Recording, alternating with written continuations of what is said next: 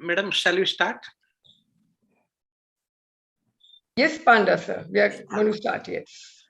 Sarve vedaha yat padama mananti tapamsi sarvani cha yad vadanti yadichanto brahmacharyam charanti tatte padam संग्रहेण ब्रवीमि ओम इति एतत्। आज हमें खुशी है कि आज एलडी आर्ट्स कॉलेज की ओर से leadership and professional development conclave का आज 5वां दिवस है। आज के दिन पर ऐसे दो विभूतियों का हमने आमंत्रण किया है। सर्वप्रथम उन दोनों के लिए एलडी आर्ट्स कॉलेज परिवार की तरफ से हम सादर आमंत्रण प्रेषित कर रहे हैं। हमारे ही पूर्वतन विद्यार्थी कृति छात्र जिनके लिए एलडी आर्ट्स कॉलेज गर्व अनुभव कर रहा है, ऐसे श्री चिंतन पंड्या जी का हम सादर हम स्वागत करते हैं। और श्री जय वसावड़ा जो राजकोट से हमारे साथ जुड़ेंगे 1 घंटे के बाद, उनका भी हम सादर स्वागत करते हैं। श्री चिंतन पंड्या, अब इनके बारे में अगर मैं परिचय दूं तो संपूर्ण मुझे 1 घंटा चाहिए, लेकिन मैं सिर्फ 5 मिनट में उनका परिचय देने के लिए प्रयत्न करूंगा। संस्कृत में एक कहावत है कि शिष्यात इच्छेत पराजयम। एक गुरु जब अपने शिष्य को आगे बढ़ते हुए देखता है, वही अकेला है जो अत्यंत आनंदित होता है, खुश होता है और वो ईर्ष्यालु नहीं होता है। चिंतन पंड्या का जो व्यक्तित्व है वो 27 देश में जाकर के भारत का भव्य भूमि का भव्य संस्कृति का ध्वजा वो जहां पर उत्तोलित कर चुके हैं, उनका संपूर्ण व्यक्तित्व देख करके किसी भी व्यक्ति को ईर्ष्या हो, ऐसा हो सकता है। लेकिन एलडी आर्ट्स कॉलेज के सभी प्रोफेसर आपके लिए, आपके कृतित्व के लिए और आपने जिंदगी में जो विभूति प्राप्त किया है उसके लिए गर्व अनुभव कर रहे हैं। विशेष रूप से मेरा परिचय जो चिंतन पंड्या से है वो अविस्मरणीय है। वो था 2003 सितंबर महीना का 23 तारीख। मुझे वो दिनांक भी इसलिए याद है क्योंकि कलोल से मैं स्थानांतरित होकर एलडी आर्ट्स कॉलेज की भव्य धराव पर मैंने प्रथम दिन वहां पर आया था। और श्री पाठक जी उस समय हमारे प्रिंसिपल थे, उनके चैम्बर में मैं बैठा था। वो दिवस था 23 सितंबर 2003। और उसी दिन चिंतन पंड्या जो फर्स्ट ईयर के विद्यार्थी थे और स्टूडेंट एक्सचेंज प्रोग्राम में he was selected to go to Japan. तो वर्मा मैडम उनको लेकर के आई थी और प्रिंसिपल पाठक साहब से तभी परिचय कराया कि हमारे लिए बड़ी गर्व की बात है एलडी आर्ट्स कॉलेज के लिए कि फर्स्ट ईयर का ये विद्यार्थी जिसका नाम है Chintan Pandya, he is selected for student exchange programme and he is going to Japan. Chintan Pandya को मैंने पहली बार वहीं पर देखा था। वो मेरे लिए भी पहला दिन था और चिंतन पंड्या के लिए भी वो दिन अत्यंत स्मरणीय दिवस था। मुझे बड़ी खुशी है, ये 18 साल के अंदर चिंतन पंड्या ने अकल्पनीय सिद्धि प्राप्त की है। 27 देशों में जाकर के भारतीय संस्कृति, भारतीय परंपरा और नाट्य का जो सफल कृतित्व का अनुष्ठान उन्होंने किया है। अगर मैं वो 27 देशों की लिस्ट देखूं तो मुझे ढूंढना पड़ेगा कि और विश्व में कौन सा देश बाकी रहेगा। बड़े बड़े देशों में जाकर उन्होंने अपना कृतित्व का प्रदर्शन किया है और वो सिर्फ 3-4 भाषा में नहीं, 7 भाषाओं में। इसीलिए इन्होंने एलडी आर्ट्स कॉलेज में अंग्रेजी मुख्य विषय लेकर ग्रेजुएशन करने के बाद सेप्ट यूनिवर्सिटी में एक्टिंग के ऊपर उन्होंने विशेष रुचि रखकर वहां पर पोस्ट ग्रेजुएशन किया और स्पेशल ट्रेनिंग लेने के लिए यूनिवर्सिटी ऑफ लंदन में गए। यूनिवर्सिटी ऑफ लंदन में उन्होंने अनेक दिशाओं में अपना जीवन का विकास किया है और उसके बाद उन्होंने जैसे कि फानाटिका की स्थापना की है जो इंटरनेशनल क्षेत्र में बहुत ही महत्वपूर्ण है, आज संपूर्ण विश्व पहचानता है। और ऐसे कृति विद्यार्थियों को लेकर एलडी आर्ट्स कॉलेज बहुत ही गर्व अनुभव कर रहा है। कितने सारे अनगिनत लोगों ने इनका कृतित्व का अनुभव किया है। कितने सारे भारतीय जो बड़े पर्दे पर हो या छोटे पर्दे पर हो जो नाट्यांकन होता है, फिल्में भी दिखाए जाते हैं, उसमें भी चिंतन पंड्या ने अहम रोल का निर्वहन किया है, जिसके कारण आज संपूर्ण विश्व में चिंतन पंड्या ने बहुत ही कम समय के अंदर एक विशेष स्थान प्राप्त किया है। आज हमारा बड़ा सौभाग्य है, आज ऐसे अंतरराष्ट्रीय ख्याति प्राप्त महान विद्वान, एक निदेशक, एक लेखक और एक कलाकार के नाते, एक अभिनेता के नाते, जिन्होंने तलस्पर्शी व्यायाम पूर्वक संपूर्ण विश्व में एक अपना स्थान प्राप्त किया है, ऐसे श्री चिंतन पंड्या आज हमारे साथ विद्यमान है। एलडी आर्ट्स कॉलेज की परिवार की ओर से, एलडी आर्ट्स कॉलेज के प्रिंसिपल तथा स्टाफ की ओर से आपको विशेष रूप से मैं साधुवाद देता हूं, अभिनंदन करता हूं। और आइए हम आपका अनुभव प्राप्त करेंगे। और हमारा बड़ा सौभाग्य है कि आज हमारे साथ अहमदाबाद एजुकेशन सोसाइटी के हमारे परम सम्माननीय निदेशक श्री बीएम शाह साहब भी आशीर्वाद देने के लिए हमारे साथ, वैसे तो 5 दिन हमारे साथ ही हैं, और हमारे एलडी आर्ट्स कॉलेज के जितने भी कार्यक्रम होते हैं, हमें उत्साह देने के लिए, हमारी पीठ बल बढ़ाने के लिए हमेशा श्री बीएम शाह साहब हमारे साथ उपस्थित होते हैं। यद्यपि 27 इंस्टीट्यूशन उनके हाथों से चलता है, फिर भी मैं ये कहना चाहता हूं कि एलडी आर्ट्स कॉलेज के प्रति उनका एक विशेष स्नेह हमेशा रहा है, और आज भी श्री शाह साहब हमारे साथ हैं और श्री चिंतन पंड्या को अपने हृदय पूर्वक वो साधुवाद देते हैं, आशीर्वाद दे रहे हैं। आइए आज हम श्री चिंतन पंड्या जी का ये जो लंबी सफर और अत्यंत उज्जवलमय कारकिर्दी के साथ जो लीडरशिप उन्होंने अपने जीवन में दिखाया है, उसको हम प्राप्त करेंगे, उसका हम निदर्शन प्राप्त करके अपने विद्यार्थियों को भी हम प्रेरित करेंगे। श्री चिंतन पंड्या जी। Thank you so very much, Professor Pandya ji, for such an elaborate introduction. I think I must tell you कि आपका नाम है गजेंद्र जी, जिसमें गज और इंद्र की संधि होती है। आपको मुझे बताना चाहिए कि you really have an elephant's memory to recollect the very day of our first meeting. Though we did not interact directly, but you were present in the office where I was introduced to the principals that I had been selected for the exchange program, and I was supposed to go to Japan. And if you recollect this thing even 18 years later or 19 years later, you indeed have an elephant's memory. And गज के साथ इंद्र भी है आप में, तो आपकी वाणी भी उसी तरह से है, जिसने I really feel humble कि आपने जितने भी विशेषण मेरे लिए यहाँ पर प्रस्तुत किए हैं, मुझे पता नहीं मैं क्या उनके लिए सच में लायक हूँ या नहीं, but it's a matter of absolute pleasure and pride for me to come back to my alma mater and talk about whatever little I know or whatever little experience I have gained in my life. So I'm sure there are many years to come. All of you have seen much more Diwalis than me, so I hesitate a bit about talking about whatever I have achieved in my life compared to all of you, all the great dignitaries in front of me. But today's subject, and especially, let me first of all apologize beforehand, because I'm not a lecturer or I'm not a narrator, and I'm not very accustomed to talking about anything on a certain subject at length. So I will try to share in a very informal way. Unfortunately, I could not even attend the earlier sessions to see what the other dignitaries have shared or how did they do it. So it is going to be my humble effort, and I apologize beforehand if there is any mistake or if I fall short in your expectations.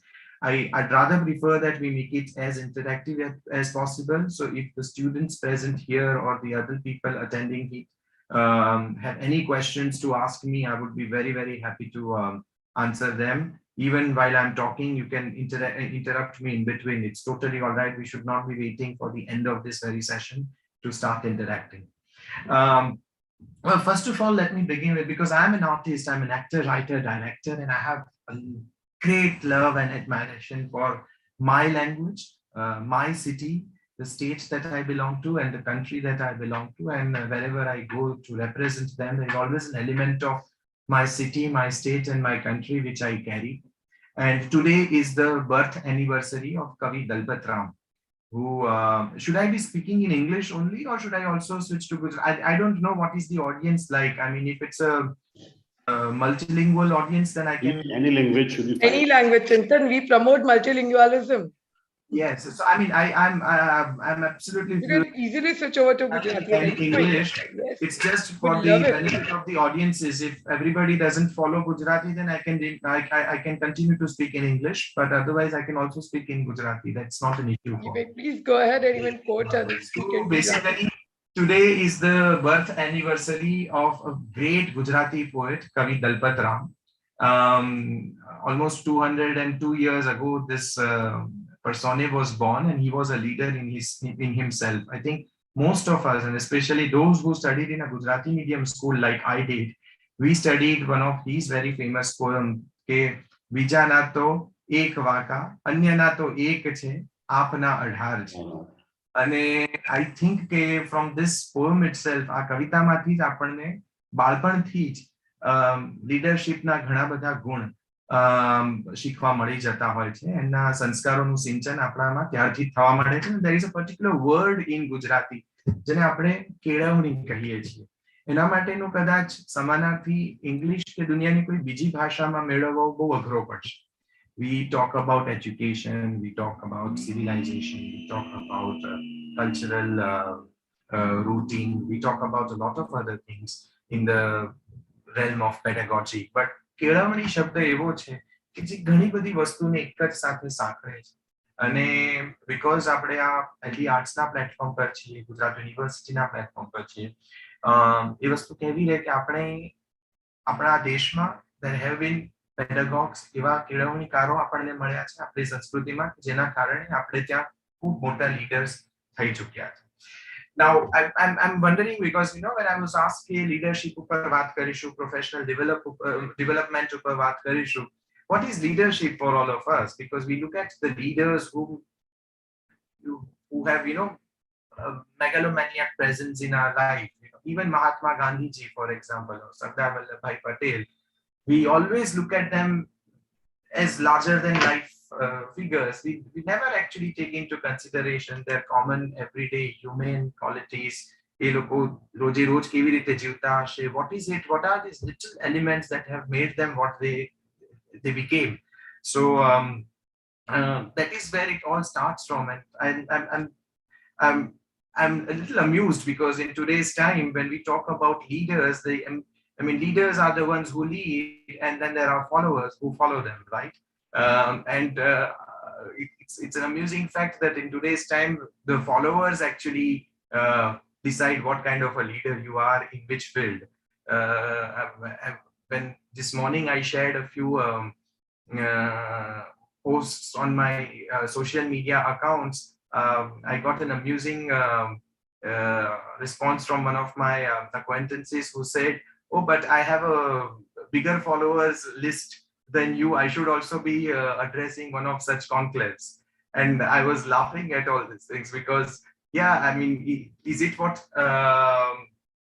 decides in today's time how many followers do you have on Instagram, or how many people are friends with you on Facebook? Is it how you can influence people and become a leader in your own way, which whatever you are doing? These are some of the questions that I would like to raise, because it's about today's generation, and today's youth is especially influenced by this. So to begin with, I think putting apart this, this amusing fact I encountered this morning, what is it that we understand by leadership in itself? Because I think we philosophize everything so much. Every time, we associate, okay, these are the qualities a leader must have. These are the things a leader must do.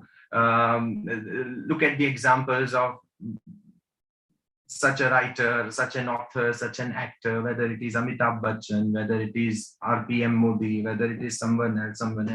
We always try to give examples and we want people to become like the others. Is that what leadership is called? Is that what leadership all about? Well, whatever I'm going to share, and pardon, I really apologize beforehand, because this is my perspective, this is my point of view on this entire take. So I may fall short in whatever you are expecting out of me or you would want me to address. But I would start that a leader has to lead, first of all, him or herself. It's about leading your own self, leading your own dreams, leading your own life. Are we responsible for the others? Yes. But before that, we are responsible for ourselves, of whatever we become in our life. And I think one has to, from the very beginning, try to follow what really you are passionate about, what you really love to do in your life. The first thing about a leader is to go against the current. That is what I have done. I think I'll start with my own example, that I undertook arts studies in a time almost 2 decades ago, where boys were not very much encouraged to follow the arts. Or there was some sort of derogatory societal approach or attitude towards those who would go for the arts, is because they were not good at all at anything else, because they couldn't secure an admission in science related faculties, whether it's engineering or medicine or other things, or they were not good at business and commerce. And so finally they're doing arts. And I think I too was under such a pressure. So my parents, they suggested after the 10th grade that I should take up arts for my 11th and 12th grade. And because all my friends were going for science or commerce, and because I too had such a societal peer pressure, I went for science.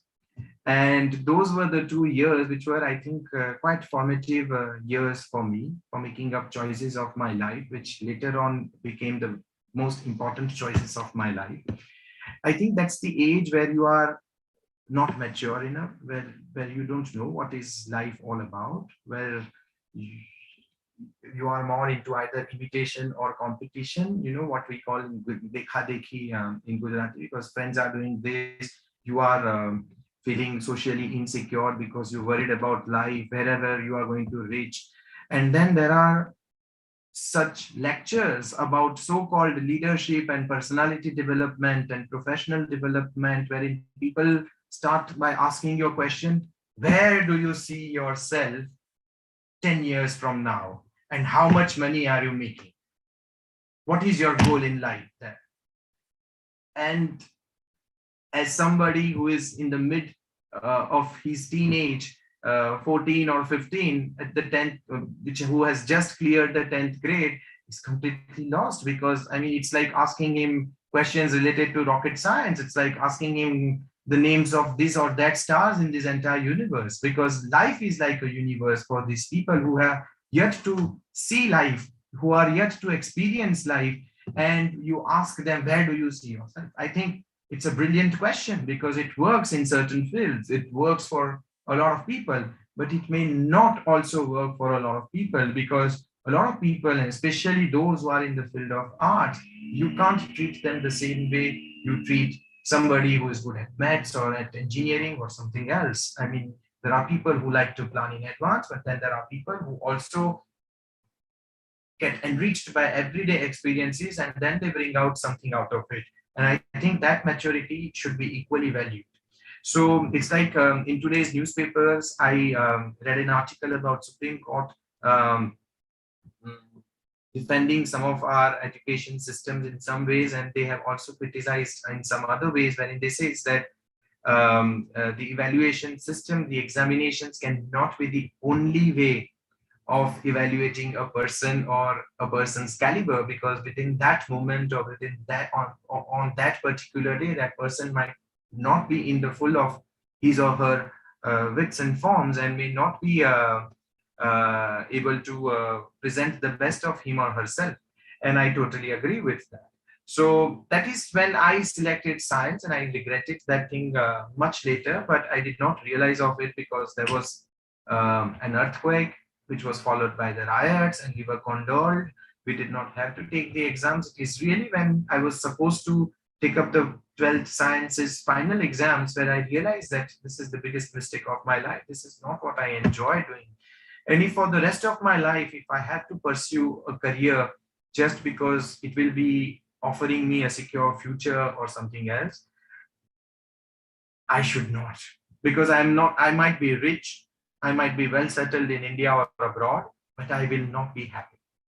And I think happiness is what I pursued, and my happiness lied in my interests. So this is where I started learning French. And I also decided that as soon as I'm done with my 12th science, I'm going to shift to arts, and I'm going to select English literature, because languages is what I really enjoyed thoroughly then. And I think, like I said, it was the best turning point of my life, because number one, I decided to pursue a career in the field, in a branch which I really liked myself, not caring about what the others would think. Number two, I started learning French, learning another language, a foreign language that has offered me so much in my life. I would really like to pay a lot of homage and credit to this language, which has offered me a lot and has opened another horizon, another world for me, another world of possibilities for me. So then onwards, when I never stopped. I never I never felt tired. I never felt bored. I never felt compelled. I could do whatever I enjoyed doing. If I had to spend 10 hours doing something, I would enjoy, and I would be wanting to spend more if needed. Um, then came a time in my life when I was, of course, teaching English in a university in France, and I started training in theater while I was in France, because that is something that I enjoyed doing a lot during my entire childhood. But the formal training, which began in France, opened another world. And then I said that, okay, this is what I really enjoy doing in my life. And I started leading my life towards something, again, not considered socially secured profession. A lot of people are worried that even in today's time, even after like you said, I have achieved so much. If I'm to believe even for a second that I have achieved so much, let me counter you there that even in today's time, wherever I go in the world, I at least encounter one person who would be asking me this question, that what do you do? And when I say I do theater, and the immediate response is, yeah, that's fine, but what do you do to earn? And this is still the mentality, કે હા એ તો બરાબર, પણ આમ શું કરો છો તમે? એટલે કે theater થી તમારી જિંદગી ચાલવાની નથી. And this is what the mentality is of a lot of people, not only here in Gujarat, but across India and in some parts of the world. So the artists are still not given the due respect for their profession, because it's considered, it could be a part-time hobby, but it could not be your full-time vocation. And I think that's very sad. But again, like I said, I had to lead my life. I had to carve my niche. And then I decided that this is what I'm going to do. So I went to the US, leaving a secure French government job behind. And I was in the US, but I think I was so much Europeanized by then, having had certain experiences in France or in the UK, that I personally did not enjoy the United States the most. Maybe one of the reasons was that I was in Texas, and the university was great, but maybe not the ambiance and the activities outside in Houston City. So I ran away to Chicago, where one of my cousins lived, then to her place, and I decided to come back to India. Again, a societal reaction wherein people say, "Sao gando che." People pay a lot to go to the US. They they pay lakhs and lakhs to be there, to make up their life. And this is a guy who is there, who wants to come back to India to study between those two crossroads where he has always been studying. I mean, with those who are from Ahmedabad and are very familiar with Ahmedabad's geography, they would know between Commerce 6 roads and Dada Saheb crossroads, lay down all the most prestigious institutions run by the Ahmedabad Education Society. So I did my schooling from AG teachers. Then across the road, I did my undergraduation from the old campus of LD Arts College. And then I decided to come back and study at the SAPT University. And I think maybe it was coincidental, but this is where I came back all the way to the US, and then coming back to the same city and the same trust and the same premises. So yeah, another decision where everybody said that, okay, maybe in the past you were right, but this time you are wrong. You shouldn't be doing this thing. And I had faith in myself. I had faith in my interests, and I took a lead. I just said that doesn't matter. I'm sure that I'm not going to be on the road. I'm not going to be living a miserable life. I'm going to be happy in whatever I do, because I never wanted to measure my life or my happiness or its success on the grounds of the wealth or money or whatever properties I own. I always wanted to be happy doing what I really enjoyed. And this is what I would like to share with all the youths, that of course it does matter in today's time that you have some money, that you have some bank balance or a house or a car or something else. That's good. Those are gadgets which really help us a lot in our day-to-day life, but you will soon get bored of it because you can only have so much of it all the time. Ultimately, you will seek something else in your life. And I don't want you to regret it much later in your life when you realize of it that, oh shit, 20 years ago, if I had done this thing, it would have been really happy. I would have lived the golden years of my life, enjoying whatever I wanted to do. So that is one of the first points I really wanted to make out of my own example, because yeah, I came back and started doing this thing. Again, I was absorbed into this entire French network and French diplomatic institutions here in India, where I worked in the cultural and arts section for the Alliance Française again. And 5 years later, when I decided to quit that job, very secure job, to run my own theater company, again, everybody said that, okay, this time it's a mistake because you were well settled. You were in the field of arts and culture. And now what is it that's taking your wins? I mean, why would you want to open up your own theater company? You can continue to do this thing as a part-time hobby. And I said, no, that's not my part-time hobby. That is exactly the point I wanted to make, that this is what I enjoy doing. And why could something I enjoy doing not be my profession?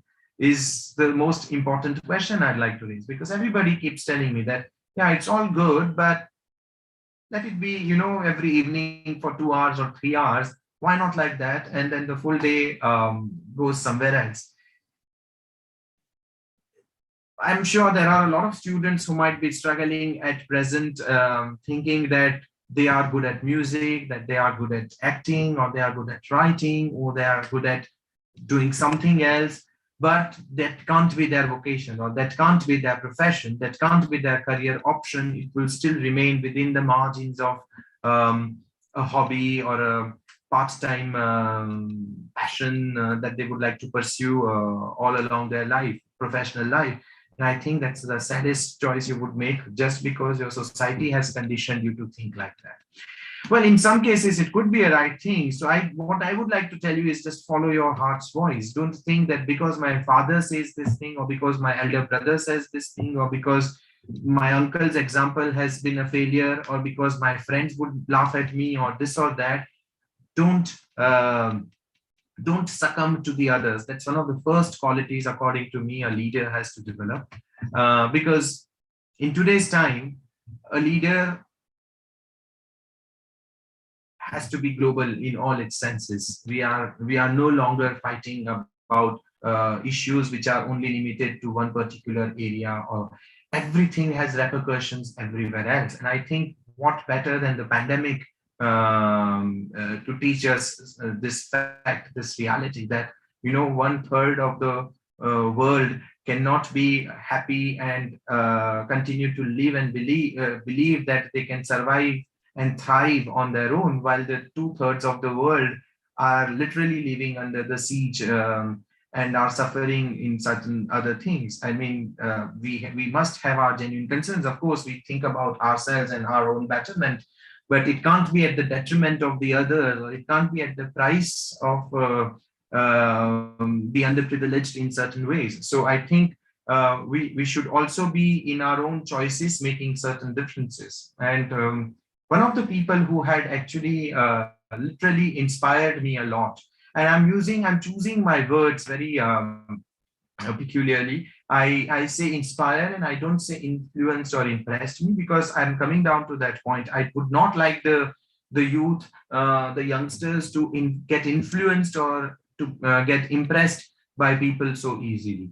They can inspire you, but don't start following them so blindly that you want to become them.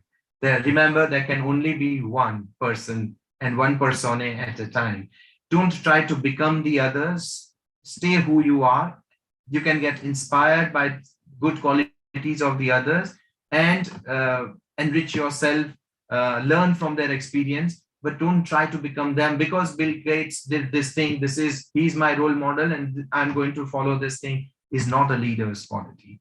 Because Elon Musk is doing this way and this is how he has developed his entire empire, I'm going to follow his principles or his method or his theory, is not a leader's quality. So coming back to who I really was inspired, there are these two women, these two ladies, and one of them was at the inaugural ceremony of this very conclave itself, who is none other than Srimati Ella Bhatt, the founder of Seva. She is very much from this city, my own city, Ahmedabad, and who founded Self-Employed Women's Association.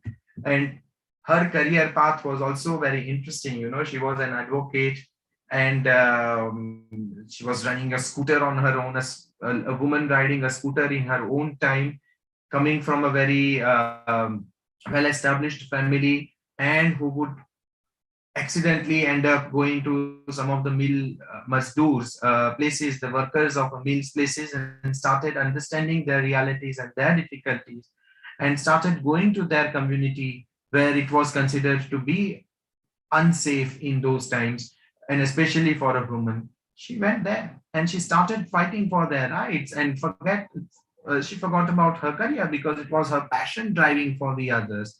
And she chose that path and she became somebody who made a name in the world, not because she wanted to make a name for herself. She became a leader because of the deeds she did completely selflessly. The other person is Vandana Shiva, another woman. So there are, women have played great part in forming my life, its ideology and my philosophy, including my mother, who has always inspired me in very many ways. And I do not forget to mention her monumental contribution in forming who I am. But one such lady is also Vandana Shiva, whom I don't know personally. Ella I know her personally, and I'm privileged to have come to know her personally much later in my life.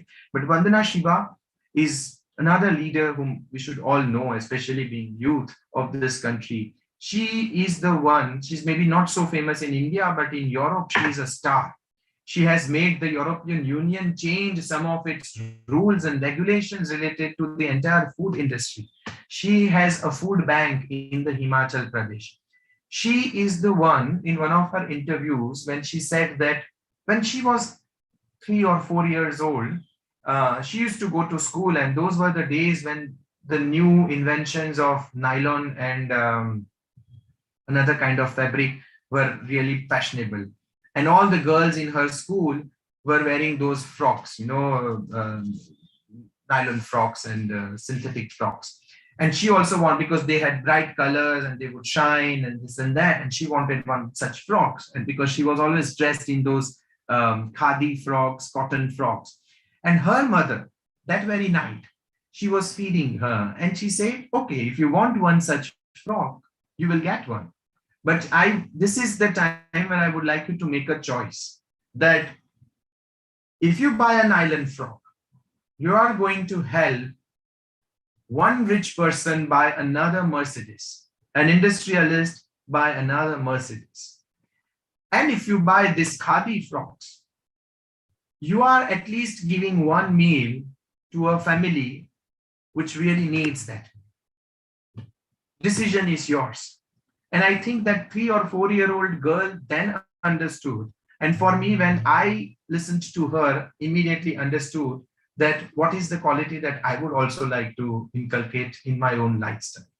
I think all the leaders, no matter whatever you do, whatever fields you undertake, whether it is arts or science or business or whatever, I think there are certain ethics and aesthetics of these fields that we should all respect for the others. It's not only about our own betterment, but it's about the betterment of the others. How, in one way or the other, can we continue this chain of helping the others? It's really very important. I think this little incident of a child made a mark in my life. And this is where I decided that in my own little way, because, nothing is carved, nothing is like set up rules, nothing is like guidelines inscribed on stones that this is how you have to become a leader. You can become a leader in your own little way. It's like, if you are living in a house where you see that there is abuses or physical violences against women or other people or other castes, you can talk about it and you can be a leader in your own realm. If you are part of a system, education system, wherein you feel that, okay, this is not working out or this is not how it's supposed to be taught or whatever, and you speak up, you talk, you can also become a leader. Now, all this may sound extremely political or politicized, but it's all about how we want to become a leader as a responsible citizen. It's not always to get involved into the active politics of the state and the power, but the politics are part of our everyday life. And a leader, whether in a family, whether in an enterprise, whether in a company, or whether in a circle of friends, is also playing some sort of politics always.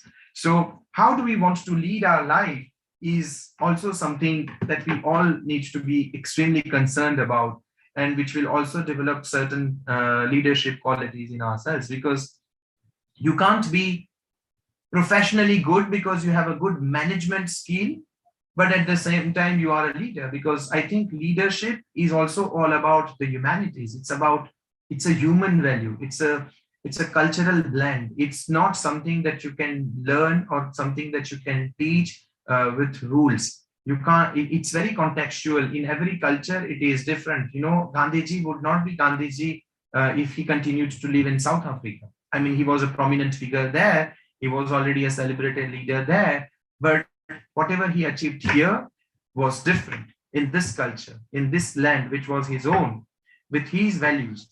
So this is what I invite you to explore and think, because I think it's very scary. It's very scary. Even at this age, when people start asking me the questions about life or my experiences or what is it that I have achieved, it can become extremely scary. And I think that measurement is very scary, because everyone in the world puts you in that context where it's, a 4-dimensional thing. The dimension of time is also added to that. And then you are in that surrealistic way supposed to imagine yourself, your graph of life from your childhood to your teenage, to your university years, to your professional years, and wherever you are. And then every decade is like measured and you have statistical analysis of it. It's scary. It's scary, because then you are all the time talking about the numbers. Your success is measured about whatever you have earned in your life. And our university, I'm sorry, I'm saying this thing at the platform, which is extremely academic, from the platform of LD Arts College, but I think it's also very auspicious to talk about this thing from such a platform, because they have this openness about discussing everything and organizing such conclaves. So a lot of our educational systems also teach us to be extremely good in our professions, to lead our professional careers. But a lot of them also fail miserably in teaching the students to lead lives. What are the issues related to life? What if you don't succeed in life? How do you tackle that? What if you don't get into the IITs? What if you don't get a 5-figure job, 5-figure salary, sorry. How do you deal with that? Is something that is lacking from our curriculum, is something that we are not much worried about, because we are in a sort of a race And I don't want to be extremely pejorative or pessimistic here, because I know that at the same time, this country is booming with startups, which is one of the greatest phenomena I have observed in the recent past, where, the youngsters are coming with fantastic ideas, fabulous entrepreneurial skills, and they come up with startups which are doing extremely well. So, being a leader is not just the realm of those who have a very wealthy background or very resourceful background, or who come because of a certain struggle which then got politicized and then became popular. No, I mean, everybody is in a way becoming a leader of their own because of maybe social media, but also the internet, but also the global movement and mobilization, which has become much, much easier. So when I see programs like Shark Tanks or the others, wherein youth is coming up with brilliant ideas and they are becoming, their own they are becoming leaders in their own ways, in their own capacities. They are no more working under someone, wasting their talent and skill for the profit of the other person who's just got money and so can continue to abuse or exploit the person or his or her skills. And I think that's a brilliant phenomena, because the society in today's time is helping is helping you to grow, to provide you an environment which is quite nurturing and is also, I think there is misconception. I'm not sure. Sorry. Yeah. So yeah, it's quite nurturing as an ambience and environment in which we are growing, but there are still a lot of parts which are still lacking and missing. And I think this is where we can work as leaders from different fields.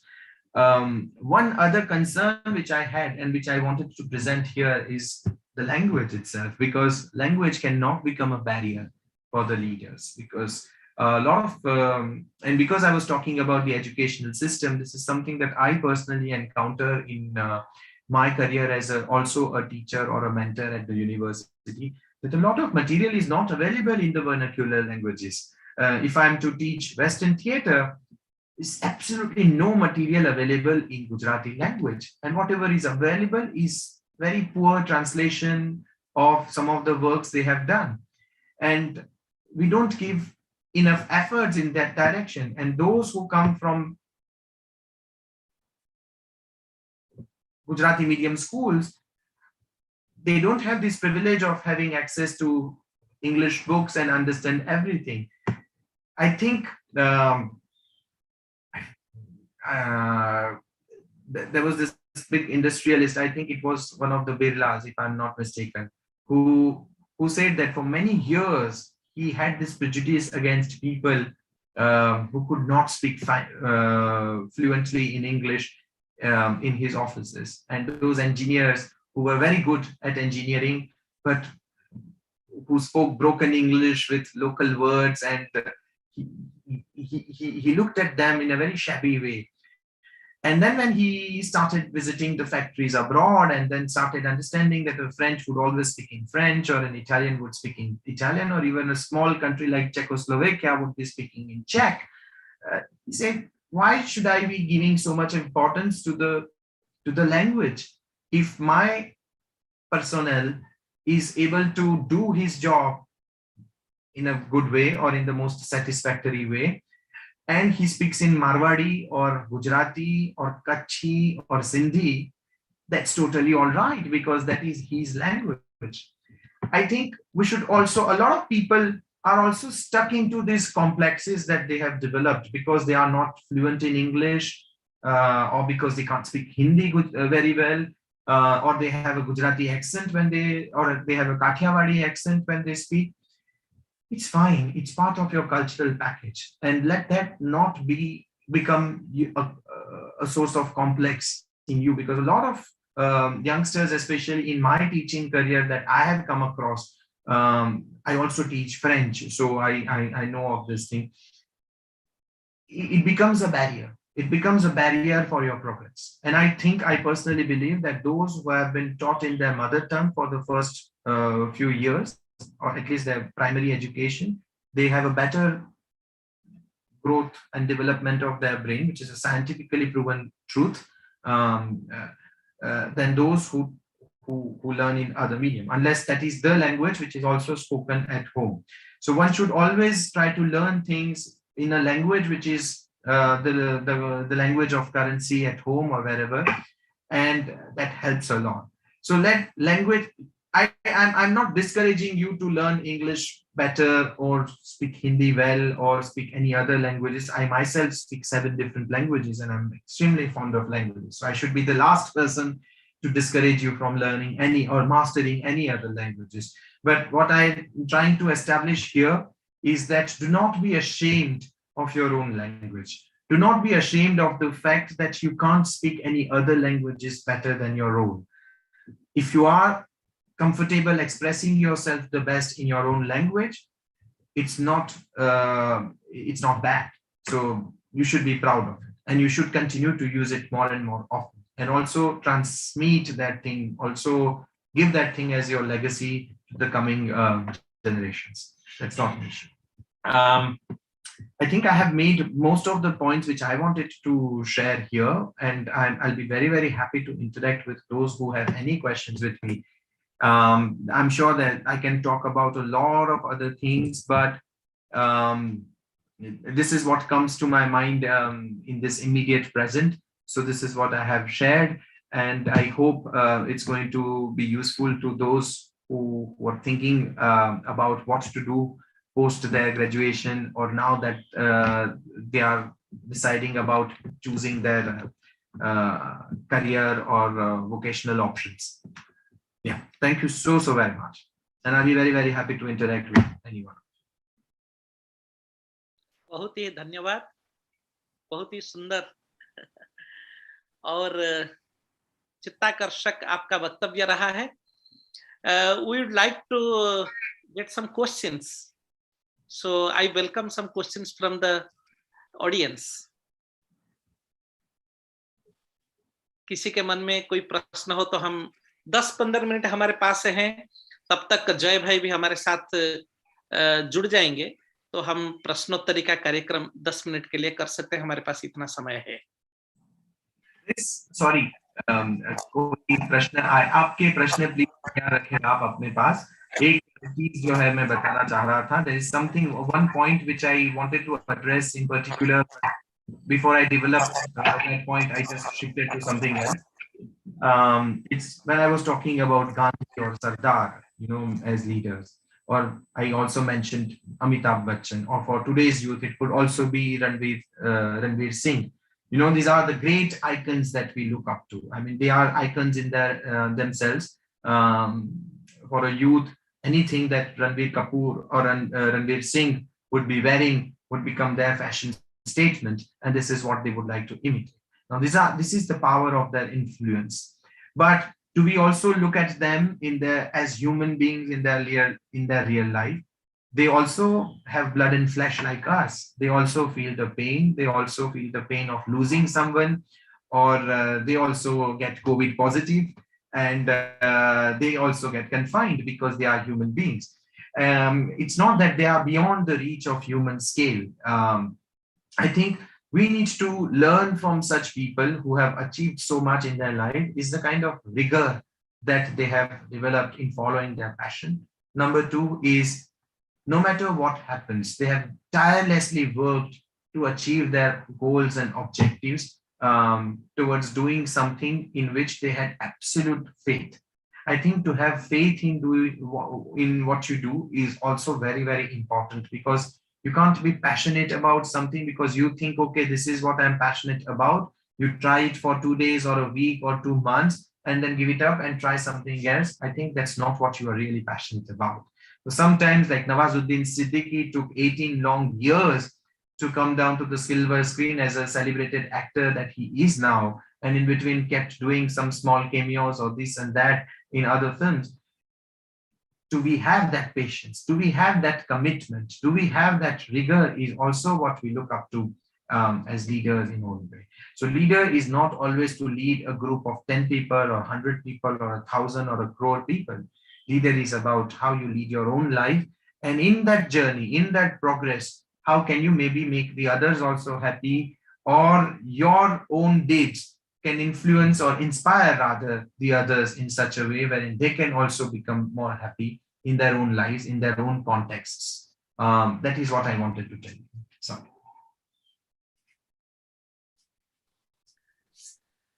Yes, we Thank you throw very open the much. round for the Q&A. Anybody has any questions or observations to make? You're most welcome to make them.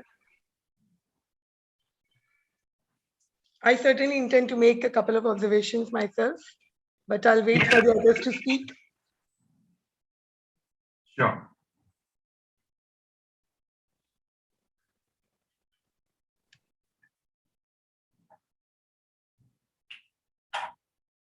I think I was assume that people have absolutely no doubts or no questions about what I I would like to pose a question which I had posed before both Esther David and Ruby Jagrut. Yes. Chintan. Yes. I told them that whenever a first-year student, who doesn't want to tread the trodden path, wants to take the road not taken, and Yeah. probably tells his parents that, well, I don't want to be into some kind of box. There are many first-year kids who have actually been engineering dropouts. We do come across these students in Yes. college here. And I generally, when I meet the first year kids, I actually begin by asking them what is their goal, what are their passions. So many of them do say that if they ever think in terms of telling their parents that they would like to take up, say, music or painting or theater, that kind of a statement is not well received. Right. And then very often what happens is that they are made to pursue some course against their will, which of course they do take up. And then, but yeah, they are not allowed to follow their own heart. So what do you have to say about that? I mean, what kind of a message would you like to give to? Well, I too have actually had students like this. I have been teaching at 3 different universities, and every time, students enroll for my course or theater or acting productions, they want to take it up as a career, because I think at that creativity has been sleeping and it suddenly awakened and now has so much of force and power that it wants to come out. It's like a volcano. And then there are parents who call me and ask me to tell them, because they would only listen to me, to tell them that this is not good for their future, or this is not a secured future for them. So they should be doing it. We don't mind he or she does it after the college hours, but you please convince him or her that they continue with their studies. And it's a very awkward situation for me, because the parents feel offended when I defend the students that I am not going to tell them what to do in their life. If your child starts smoking, I know it's a bad thing. I know I can't, I mean, it's not good for his or her health. And I can go and tell them that this is dangerous. But I can't be literally keep an eye and watch on him and say that you can't smoke all the time, because there are millions of people in the world who continue to smoke, that we see smoking all the time, despite the fact that everyone knows that it's dangerous. And I think we all learn from our mistakes. I'm not defending smoking here. I mean, it was maybe a silly example, but what I'm saying is that a lot of times we try to control our youth so much. We try to become so much authoritative about everything, what is good for them, what is not, what is secure for them, what is not. Maybe it is in good intentions, because I don't wrong the parents in saying so. I think they are worried about their children's future. And they are worried because, and their definition of security of life is again measured on money and house and car and other things. So for me, it's more to the parents that we need to talk than to the children, because maybe they, at their age, are blank. It's the open sky for them. For a lot of, I had recited for a lot of children who, a lot of students, teenagers who, after their graduation, wanted to continue with this thing but had parental conflicts at home. I just read out a poem which I had read in French somewhere. It was about a little sparrow that was nurtured constantly by the mother. and time had come that this little bird was now a fully grown bird, adult, and had to move out of the nest. But it was scared because the nest was the universe, it was secure. The mother would come and feed him. It's good, it's cozy, it's warm. He doesn't have to worry about anything. But it is time that the mother starts pushing the child that you have to, you have to. And at a point of time, she said, okay, do whatever you want. But she started telling him that unless you jump, you will not be spreading your wings. Unless you take up the risk of falling down, you will not be flying high in the sky. So in order to explore the sky, you have to jump down first and spread your wings. And this is what the parents need to understand, that, maybe it's a mistake. Maybe their child cannot be a superstar. Maybe he or she cannot become a great musician or a successful singer or dancer. But let them try. I mean, what is wrong in that? Because at the age of 20, it's never too late. I think even it's never too late at the age of 40, because why do we have to categorize everything that at this age you need to do this thing, at 25 you need to get married, and at 27 you need to have kids, because otherwise it's going to be too late and you can't produce kids anymore and you will be this or that and miserable and blah, blah, blah. I think we are actually putting labels and our fears on these people. We are sticking all our fears on them. Actually, we want to control their lives so much that we don't want them to have their own life, because we're never happy and content about anything. Whatever they do, we always have a take on it.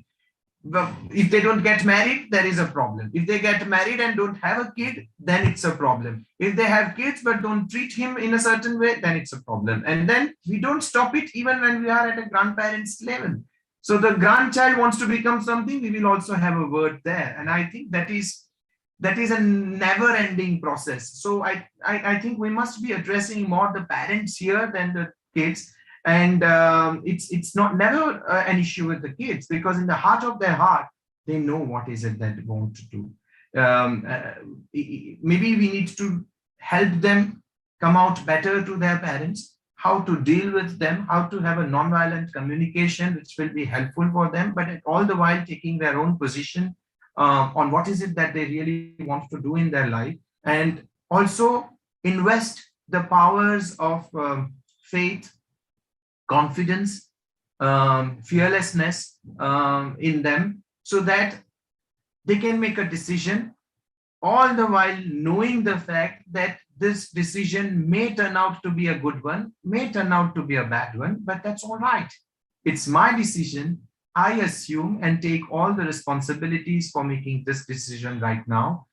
If I succeed, fine, I will carry on. If I don't, it's all right. I can change in later in life, and it's never too late. And this is what is really important for us. And then there are 3 people who have raised their hands. I think we should give them a chance to speak up. Certainly. Yes, Dr. Vishal Gupta, then there's Madani and Ashok Chaudhary.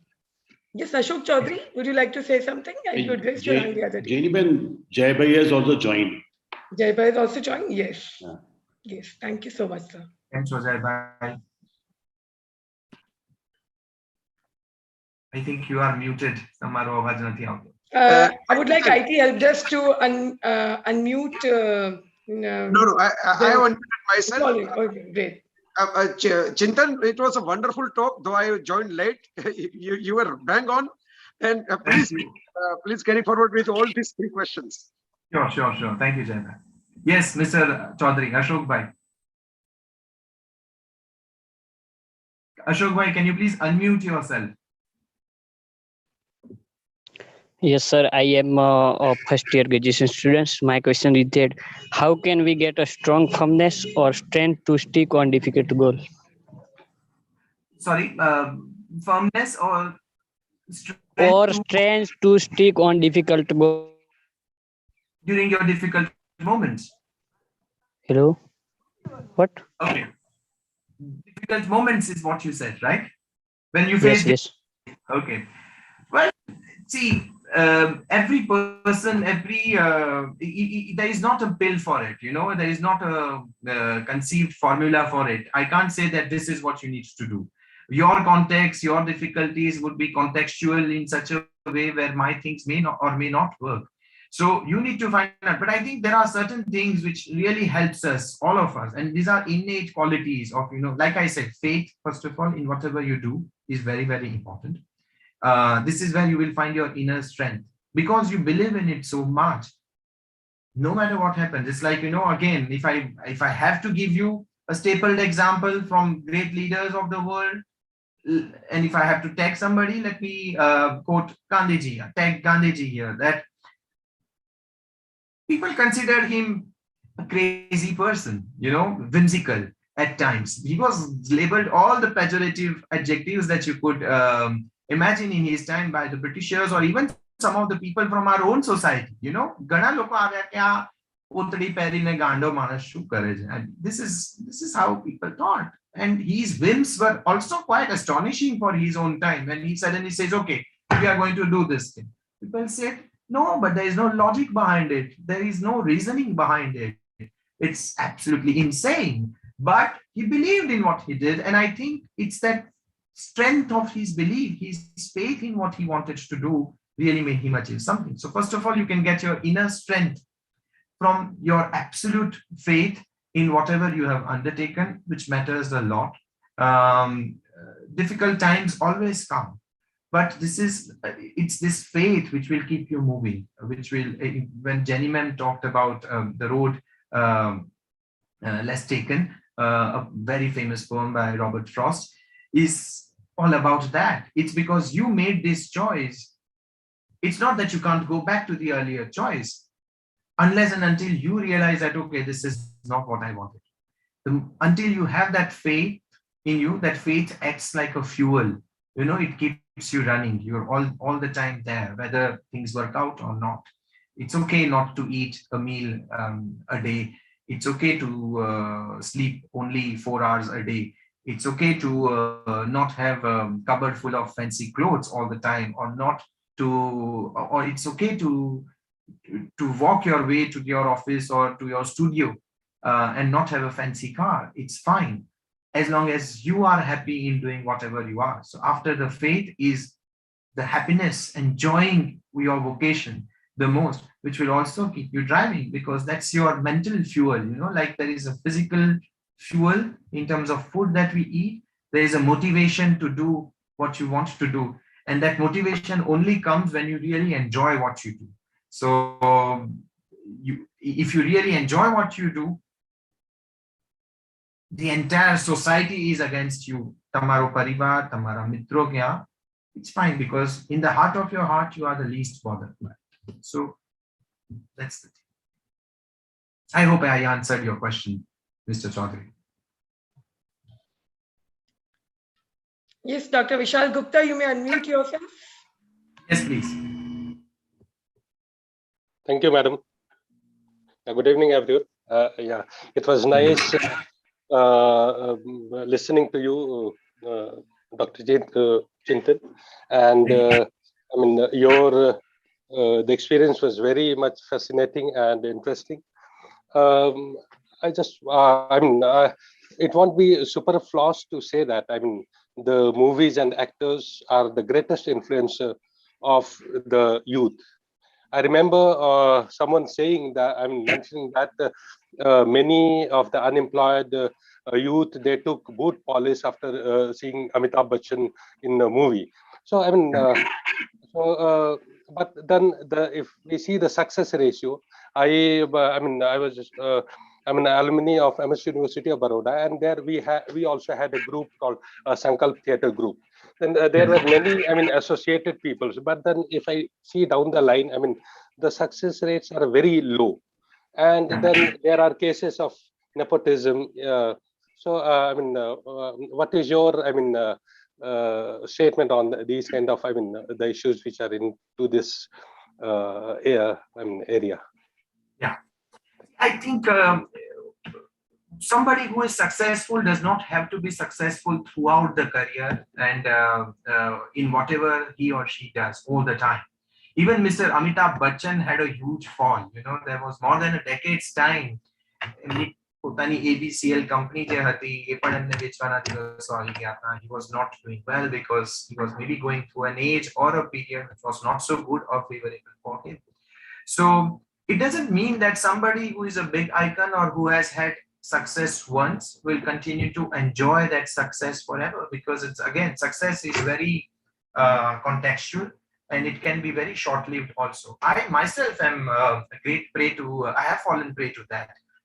It's not that if I'm a successful artist in one way that I will be a successful artist in some other ways. And especially in the field of arts, you know, there are people who are always ready tear you up limb to limb, and they would be quite ruthless. There is such a cutthroat competition all the time present here, that there are people who are always ready with their knives and swords outside to cut you up, tear you up the moment they get an opportunity. So it's not a very gentle or genteel kind of an industry that it's all very nice and very soft and pinky from outside, but it's not so much from within. And yet everybody does whatever they are passionate about. I think in today's time, there are more avenues which are open for youngsters and also for people of any age group. You know, there are directors who started directing films after they turned 50, and they became successful directors, and nobody is bothered about what they did until they turned 50. There are people who actually are making films in regional cinema. There are people who are making independent movies and short films and are absolutely uncomparable in terms of some of the big stars, also in terms of the viewership or the followers they enjoy on private YouTube channels, and they make handsome money there. And this is what the path is. I mean, Bollywood should also not become the reference that if you want to be a successful filmmaker, you need to make your films at Bollywood only. Or there is, for example, from our very own Gujarat, there is Mr.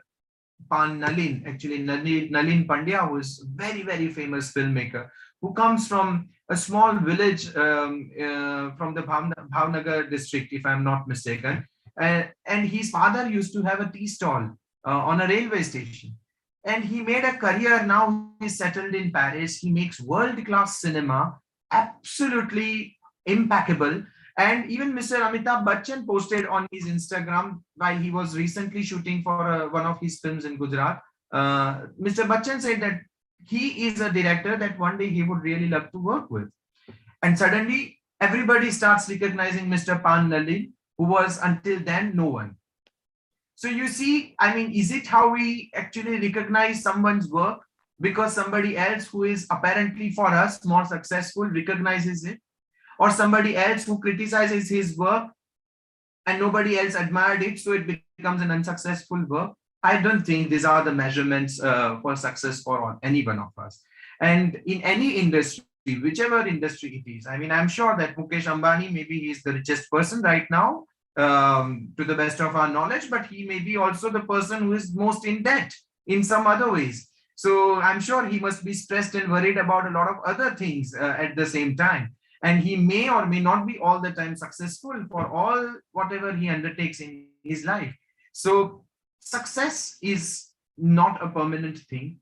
Success can never be measured on the conventional grounds of monetary success or success in terms of visibility. I think if you have a vision, and this is what my Guru Mantra was, when I got actually my degree of master's at my convocation ceremony at the Set University, I received it from the very hands of Padma Shri Sitanshu Yashash Chandra, who is also one of the very inspiring figures of my life. And when he was giving it to me, he said, Chintan, I'm especially fond of you and giving you this thing because you also belong to the very same industry that I belong to, which is theater, because it's run fantastic plays. He said, focus on vision, then on visibility. So I too have actually encountered failures in my life. I continue to encounter so. I mean, pandemic is a huge slap on all the artists, on all their activities, especially the performing artists. For 2 years, we have all the theaters closed. We did not know how to survive. I had to shut down my premises. I had all my actors of repertoire who were salaried actors, and I was so proud of it. I would go and boast about it that mine is the only company in Gujarat which travels across 27 countries in the world, and I have 8 salaried actors. Nobody else has this thing, and we have musicians and this and that. Laugh! Immediately, in no time, there's only so much you could do about it. But that does not stop me. I mean, I have faith in what I do. My actors have faith in what I do also, and what they do themselves. Wherever we are, even if whether we are together or not, we continue to pursue. And that is how we should measure our success. I hope I articulated it well for you. One more question, I believe, from Madini. Yes, ma'am, you could unmute yourself. You are already Hi. unmuted, yes. Yes. So, Hello. hello. So, Chintan is my adopted nephew. How are you? And I'm good, thank you. It was lovely hearing you, Chintan. Really lovely. Thank you. I continue to track your process and your learning. And I am now at that stage in my life when I still continue to learn. I'm retired from my profession, as you know. But I Yes. think what you mentioned about learning and developing, it happens all the time throughout Yes. your life. And Yes. what I'm learning is things that I've not had chance to learn because I was a full-time career woman, a very successful career woman. Now, all of that is behind me. I'm in a new stage in my life. So I'm learning French. I'm learning Gujarati poetry. So I'm really exploring Gujarati Sahitya. And also learning the art of appreciating things. And I think what I am realizing as I'm learning more is that I didn't know how to appreciate certain things. I didn't have the parameters of appreciating art or appreciating language or appreciating theater or appreciating and observing the world go by. So all of these things I'm inspired by, again, listening to you, that you are definitely opening up my world in so many different ways, and I continue to wish you success. Thank you so very much. It means a lot coming from you. I mean, this is Nita Masi. I call her Masi. She's my friend's Masi, but whom I have also adopted as my Masi. She's joined all the way from London. See, this is what is really fascinating because she was born in Africa. She's one of those Gujaratis who had never, an active contact with Gujarat. They were Gujaratis, but foreigners. And I have worked so much with this community, especially with a work by Shri Gunwantrai Acharya. There is a novel by him called Darya Lal, and with the blessings of Murari Bapu, I had the opportunity to mount a Vachikam show and then a full-fledged performance out of this novel. And that is also something that we, while working on that thing, I realized that this is something that we are totally deprived of. We don't actually teach at schools how to admire your own language, how to admire your own culture. We teach, this is what I meant when I was talking about the Education Institute, that they teach a lot of things, on how to be successful in your career, in your professions, or in achieving your goals. We don't teach them how to live life. And by that, I also meant living life is not just breathing. Living life could be much more than that. It's about enjoying life. There are joys of so many things. It is part of our intangible heritage as human race itself, Thousands of years have gone into cultivating so many things, whether it is cultivating rice, એ કયા પ્રકારના ચોખા છે, એની પાછળ જ્યારથી ખેતીની શોધ થઈ છે, ત્યારથી વર્ષોના વર્ષો ગયા છે કે આ ચોખા કેવી રીતે કરવા, ઉગાડવા. થી લઈ અને મ્યુઝિક હોય કે ડાન્સ હોય કે એ કોઈ સ્થાપત્ય હોય, કોઈ સ્કલ્પચર હોય, whatever it is. કે કોફી પીવાનું. Yeah, it has, generations have gone into it and we don't teach that thing, unfortunately. It's part of our system. And I'm sure there are exceptions here. I'm not saying that it doesn't happen There are a lot of parents who take keen interest on doing so. There are certain schools which set out examples for this thing, but they are minuscule. They are really at a negligible level compared to the amount of population we have in this country, and there is absolute no national strategy for it. So I don't want to enter into completely a different terrain for that thing. But I personally believe that it is our, this is where also we can take leads and become leaders, in our own little way about Sharing. it's our intangible heritage, and if not us, who else will be bothered? Who will care? Absolutely. Thank you. Thank you. प्रश्नोत्तर कार्यक्रम यही संपूर्ण होता है। और चिंतन जी, आपको बहुत बहुत धन्यवाद एलडी आर्ट्स कॉलेज की परिवार की ओर से। और आप हमारे परिवार के ही सदस्य थे ऐसा तो मैं नहीं कहता, लेकिन आप अभी भी हैं और बहुत ही सुंदर आपने मार्गदर्शन हमें प्रदान किया है और हमें बहुत खुशी है। आप ऐसे हमारे पेंडेमिक टाल हो जाने के बाद जब आप एलडी आर्ट्स कॉलेज में आएंगे, तब हमारे विद्यार्थी आपके वचनों से, आपकी प्रेरणा से उद्बुद्ध होंगे और आपसे प्रेरणा प्राप्त करेंगे। आज हमारे साथ और एक विशिष्ट विभूति आज हमारे साथ जुड़ गए हैं, श्री जय बसावड़ा जी। श्री जय बसावड़ा जी का परिचय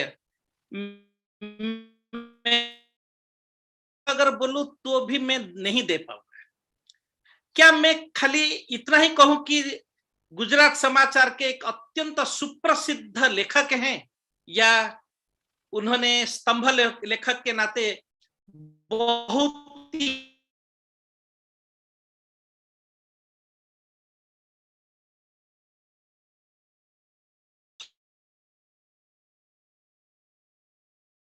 किया है। 6000 स्पीचेस अलग अलग देशों में दिया है, 16 बुक्स उन्होंने लिखे हैं और विश्व में उन्होंने वर्णन किया है।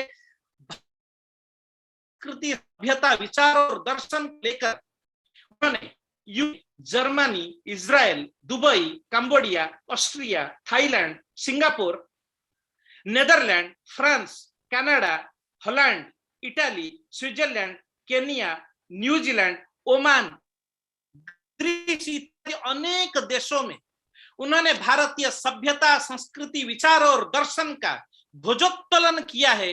क्या मैं इतना ही परिचय उनका दे सकता हूं? और ये सही परिचय नहीं है। अब मैं उनका सही परिचय जितना मैं जानता हूं, अब मैं आप लोगों के समक्ष प्रस्तुत करूंगा। गीता के 18 अध्याय में भगवान कहते हैं कर्ता सात्विक उच्यते, और वह सात्विक कर्ता का लक्षण कहते हुए भगवान ने कहा है कि मुक्त संगो नहमवादी धृत्युत्साह समन्वित। मैं उस श्लोकार्ध का परिचय देना चाहूंगा कि श्री कि जो धृति और उत्साह से समन्वित हैं, यही उनका सही परिचय होगा।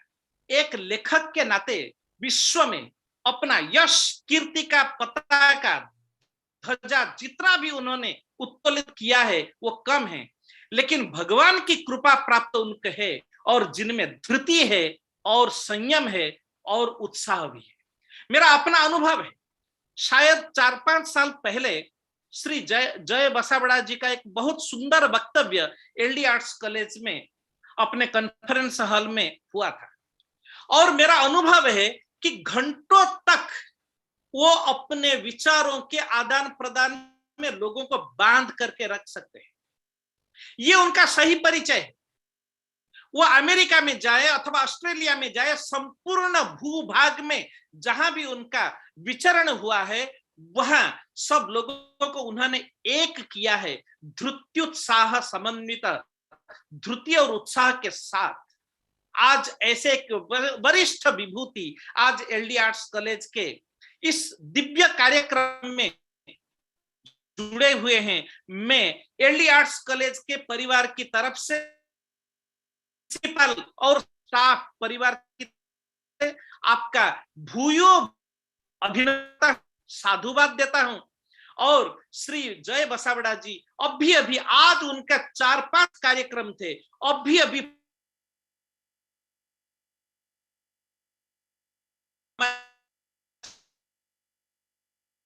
एग्जैक्टली 10 पर जुड़ जाऊंगा, वो एग्जैक्टली 6-10 पर जुड़ गए। मुझे बड़ी खुशी है कि श्री जय बसावड़ा जिन्होंने संपूर्ण विश्व में एक कीर्तिमान स्थापित किया है, एलडी आर्ट्स कॉलेज का इस कार्यक्रम में आज हम उनसे मार्गदर्शन प्राप्त करेंगे। और आज 5वां दिवस जो leadership and professional development conclave का जो उत्तम कार्यक्रम आज संग्रहित किया गया है, उसमें हम उनके मार्गदर्शन प्राप्त करके अपने को धन्य धन्य मानेंगे। मैं जरूर उनसे निवेदन करूंगा, श्री जय बसावड़ा जी, आपका परिचय मैं 1 घंटे तक बोलूं तो भी नहीं हो पाएगा, इसलिए स्वल्प शब्दों में पूर्ण करके मैं आपके ही कर कमलों से, आपके ही मुख कमलों से मैं आपका मार्गदर्शन सुनना चाहूंगा और मेरे विद्यार्थी गणों को आप्यायित करना चाहूंगा। मैं निवेदन करता हूं एलडी आर्ट्स कॉलेज की तरफ से, श्री जय बसावड़ा। Thank you so much, Pandaji. It is a wonderful listening to Chintan, basically, because Chintan is a wonderful speaker. And when we talked, Pandaji called me and told me that you should join a bit early because Chintan might finish early, and I was a bit surprised because I have seen Chintan speaking in front of Morari Bapu in Athens, in Paris, and he was going on and on like this. And then he's such a wonderful speaker. He's such a wonderful master craftsman even. So even he is adopted nephew to so many persons. One of is Rita Foy, who is knowing me.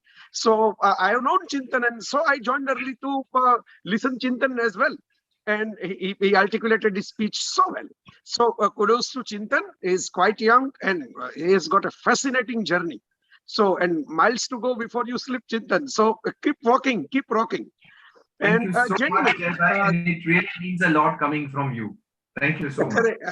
It's your generosity, and you are always generous to me. And I must say, Chintan is a foodie guy, so sometimes you should invite him for the speaking about the food and about the different culture experience. I have seen him learning Greek language during the bus from the tourist guide. Within an hour, he learned the alphabet of Greek language. So he's a constant learner. And see, this is what leadership is all about. I am always telling to my student when I used to teach in a college, I used to say that learn fast and earn fast. First learn, but fast, and then earn. Apply this learning. Knowledge has no power. If books are lying in your cupboards, it has no power. But application of knowledge has power. So people like Chintan has applied the knowledge, and that's why they are here, because he is an alumni of an institute. Basically, he's a student of LD, as far as I believe, and that's why he's receiving such a fond welcome over here. And I must admire Jenny ma'am as well. She was so keen to have good speakers in this conclave. Thank you. She invited me with whole heart, and I enjoyed the conversation with her. I rarely found such dedicated, enthusiastic, and visionary principal in our government institute. I must say that Jenny ma'am, this whole conclave and this you designed, it's a star-studded saga, I must say. It's a kind of a multi-star movie that Bollywood is not making, but you are making with this institute. So we must appreciate that effort and whole team of LD Arts College and, who are joining her in all this this perspective, I must say. It's not about the event, it's about the perspective. They want to grow something to the student, and while everything else has been stopped because of the virus, the education is the kind of a thing that it will never stop. School can be stopped, colleges can be stopped. Then you can lock the college building. You cannot lock the education. You cannot lock the process of learning. You cannot lock the exploration and excitement for reading or getting something new. So experience is also a kind of a schooling. Experience is also a kind of a, you can say, university degree. And we are getting experience day by day, especially since last 2 years. So in a way that leadership, because I have to keep focus my thoughts on leadership and professional success. Now, what is leadership basically?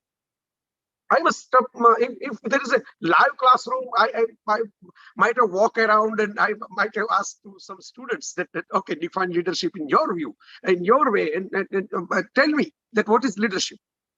Now everyone is thinking that someone is taking a captainship or someone is taking a front seat is a leadership. Now, recently we have seen that Virat Kohli, who was on a front seat and was captaining the side, and if 2018, I would have said that, okay, Virat Kohli has to leave his tenure of leadership in between, in a midway. Then there are people who can tell me that, okay, you are talking rubbish, you are talking foolish. He has got an impeccable record. But I'm always telling, and our Indian cricket team used to remind us every decade or every, you can say 2 or 3 or 5 years, our cricket team is capable to reminding that particular message, that your past performance cannot define you, your last performance will define you. Okay, because see, all these records, the books of records that we are observing, be it a Sachin Tendulkar, be it a Virendra Sehwag, be it a Virat Kohli, be it a Mahendra Singh Dhoni, are the past performance. In game, in any sport, and life itself is a game, life itself is a sport. So in any game, any sport, your past performance is just a biodata. Commentator will speak about it. But you cannot perform on that particular base. Your last performance will count. Even if you are a superstar, even if you have got a great history behind, your last performance will count. So leadership means constant performance, in my view. Constant performance. It's not about front seat. It's about performing with a consistency. And automatically you will get a front seat. If you are performing with a consistency, automatically a front seat will be reserved for you. It will be booked for you. And then if someone is sitting over there and he is not performing or she is not performing constantly, then he or she will be vacant. So this is leadership, in my view. Leader has to perform. Leader has to constantly perform. And see, what Chintan was answering in one of the questions, I thought at the same time that our problem, our root cause of our depression or defeat is comparison. We are always comparing ourselves with others. It's a human psychology to compare ourselves with others. Everywhere. Even if you are putting one Instagram post, you are always comparing that whether I'm getting likes or not, or someone is putting a reel of that particular dance move and I should also follow that particular dance move because people are following that particular song nowadays. See, I'm not against following the trend. You should be aware with the trend. You should be aware with what is happening around. But point is that compete, don't compare. Competition is good. You should compete. You must compete. Okay, because competition means you are also growing within yourself. You are also overcoming your own limitations. That competitions will help you to grow and to overcome your own weaknesses. So you always compete. Like great players, Mirabai Chanu, nowadays she is a star because she won the silver medal in Olympic, and she was one of the first person who won this recent Olympic because we were in a dearth of medals, and suddenly Mirabai got a medal, and then there was a couple of medals more, and then eventually we have got a gold medal in athletics, first time ever by Neeraj Chopra. So see, this is very interesting thing. But that Mirabai Chanu had participated in 2016 Olympics as well. Now, no one knows because she didn't win. She didn't have a performance at that time, but she was there in a competition. And Mirabai herself told that, okay, I learned my mistakes. It was a first ever Olympic for me, and that I seen a huge pressure, international crowd. I know the difference between the Indian coaching and international coaching. And then I groomed myself according to the need of the situation. I found where I am doing wrong. And then I hired a professional coach, and then I hired a professional training. I had been away from my home for 1 year. And in the same interview, she jovially spoke that, okay, I love to eat pizza. And then when she came back, our Minister of Sports at that time, Kiran Rijiju, he has got a pizza party for her. Normally, our government parties don't have a pizza in their menu.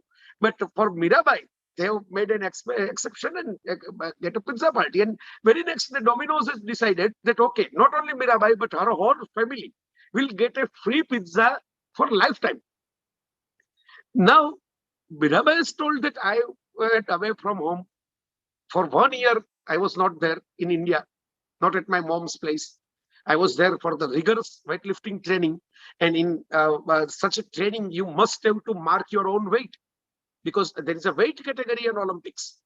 So you cannot have pizza all day. You cannot have pizza even in an alternate month, because immediately you will gain some weight and you can thrown out from the Olympic. You will lose your fitness.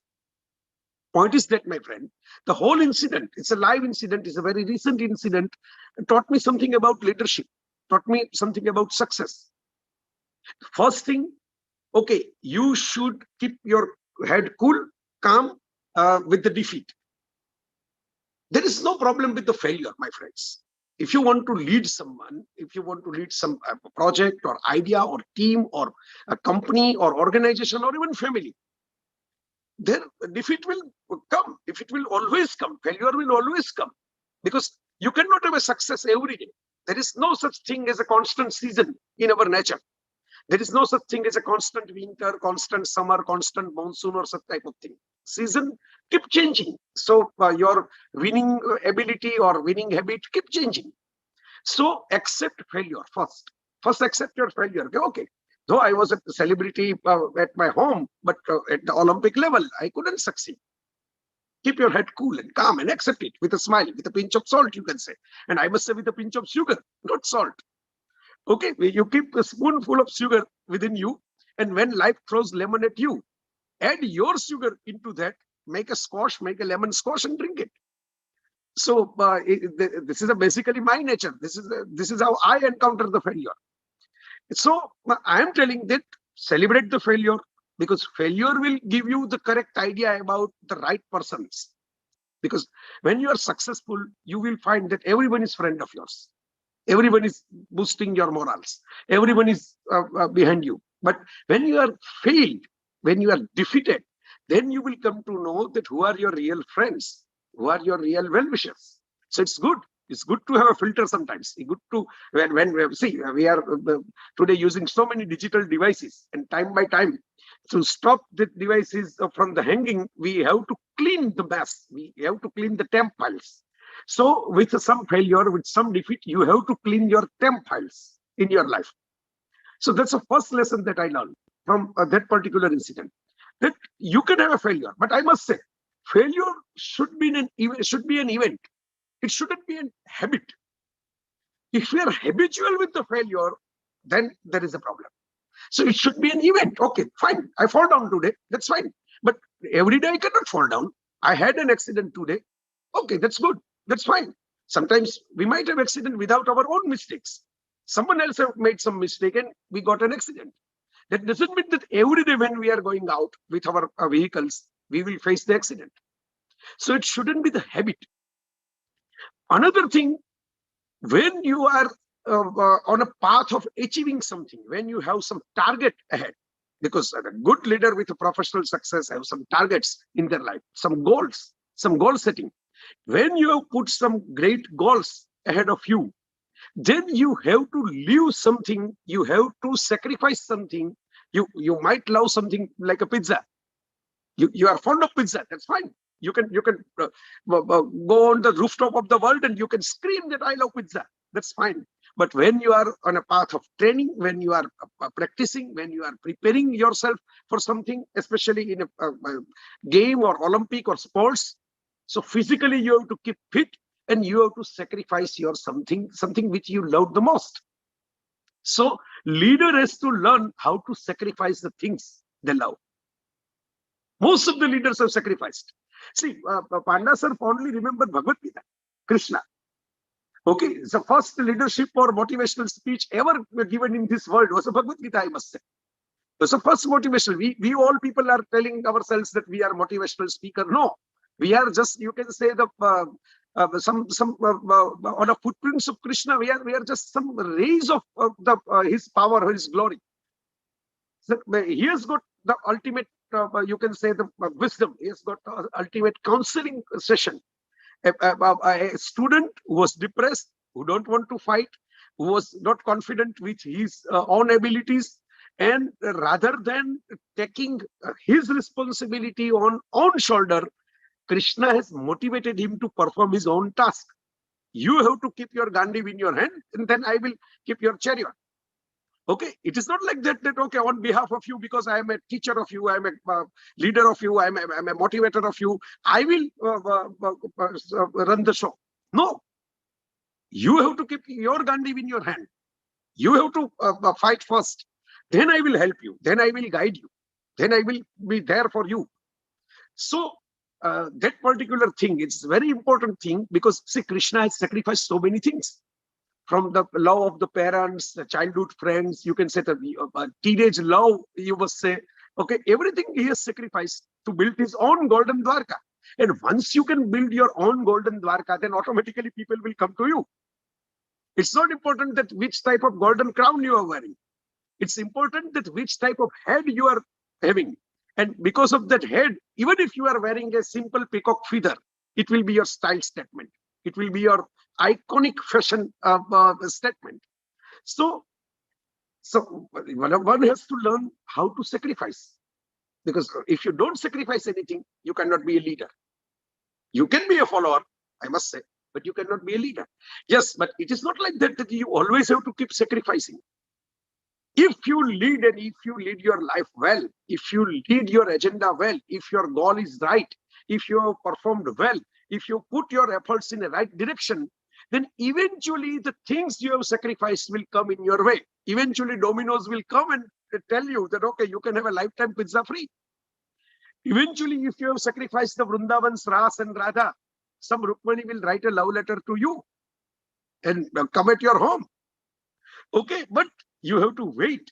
You don't have to chase that particular thing, because you have to chase your larger goal, larger scheme of things in life.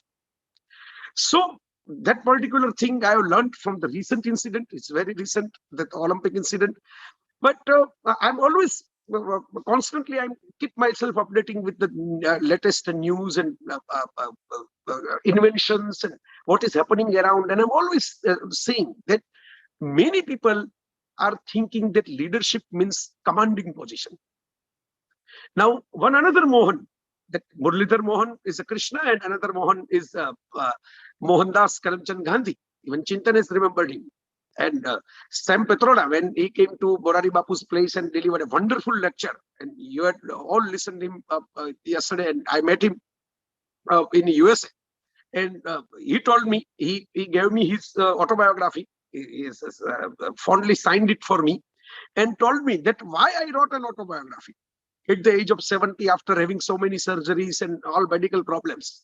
Because I have got a grandkid at home, and I thought, when I was holding my granddaughter, I thought that she, even if she will grow in a wonderful intellectual adult, she would never know that how their grandparents have struggled, from which roots they came over here, and how they got this California thing, this US dream on the her platter. And so I expressed myself when I write an autobiography, he told me. So he's a nice gentleman, and he remembered Gandhi fondly. That world will see, just today morning, we have got a news that because of our Prime Minister Narendra Modi's effort, there was a huge help to Mauritius to establishing a railway network.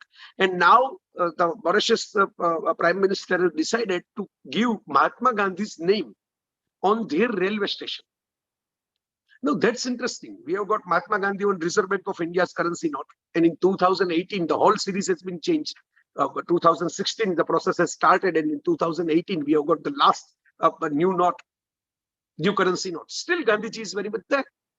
Still, United Nations is inaugurating a terrace garden in name of Mahatma Gandhi. Still, Mauritius is giving name of Mahatma Gandhi's name to the railway station. So a person who is not having any political stake, or who has not earned the money out of it, he himself sacrificed his own family and his own self and his glorious, you can say, career and years. How he achieved this particular thing? That is a basic question, because he is one of the greatest leader the world has ever seen. And so many other leaders have got inspiration from him. like Nelson Mandela to Aung San Suu Kyi. They are world leaders. They are great leaders. Even Barack Obama recently. How? That was the question. How? So Gandhi is a kind of person who was a team player. So leader should be a team player, my friends. Now that another thing that I have learned. That the leader, see, constant performance is there, acceptance of failure is there, but leader should be a team player. Without a great team with them, you cannot lead. And see, how to be a team player? How you can become a team player? Now that's a basic question. How will you be a team player? First, help others. This 3H formula, I must say, to be a team player. So I am not talking about team leader. I am talking about be a team player. Automatically, team will accept you and team will say that, okay, he or she is our leader. So the first formula is help others.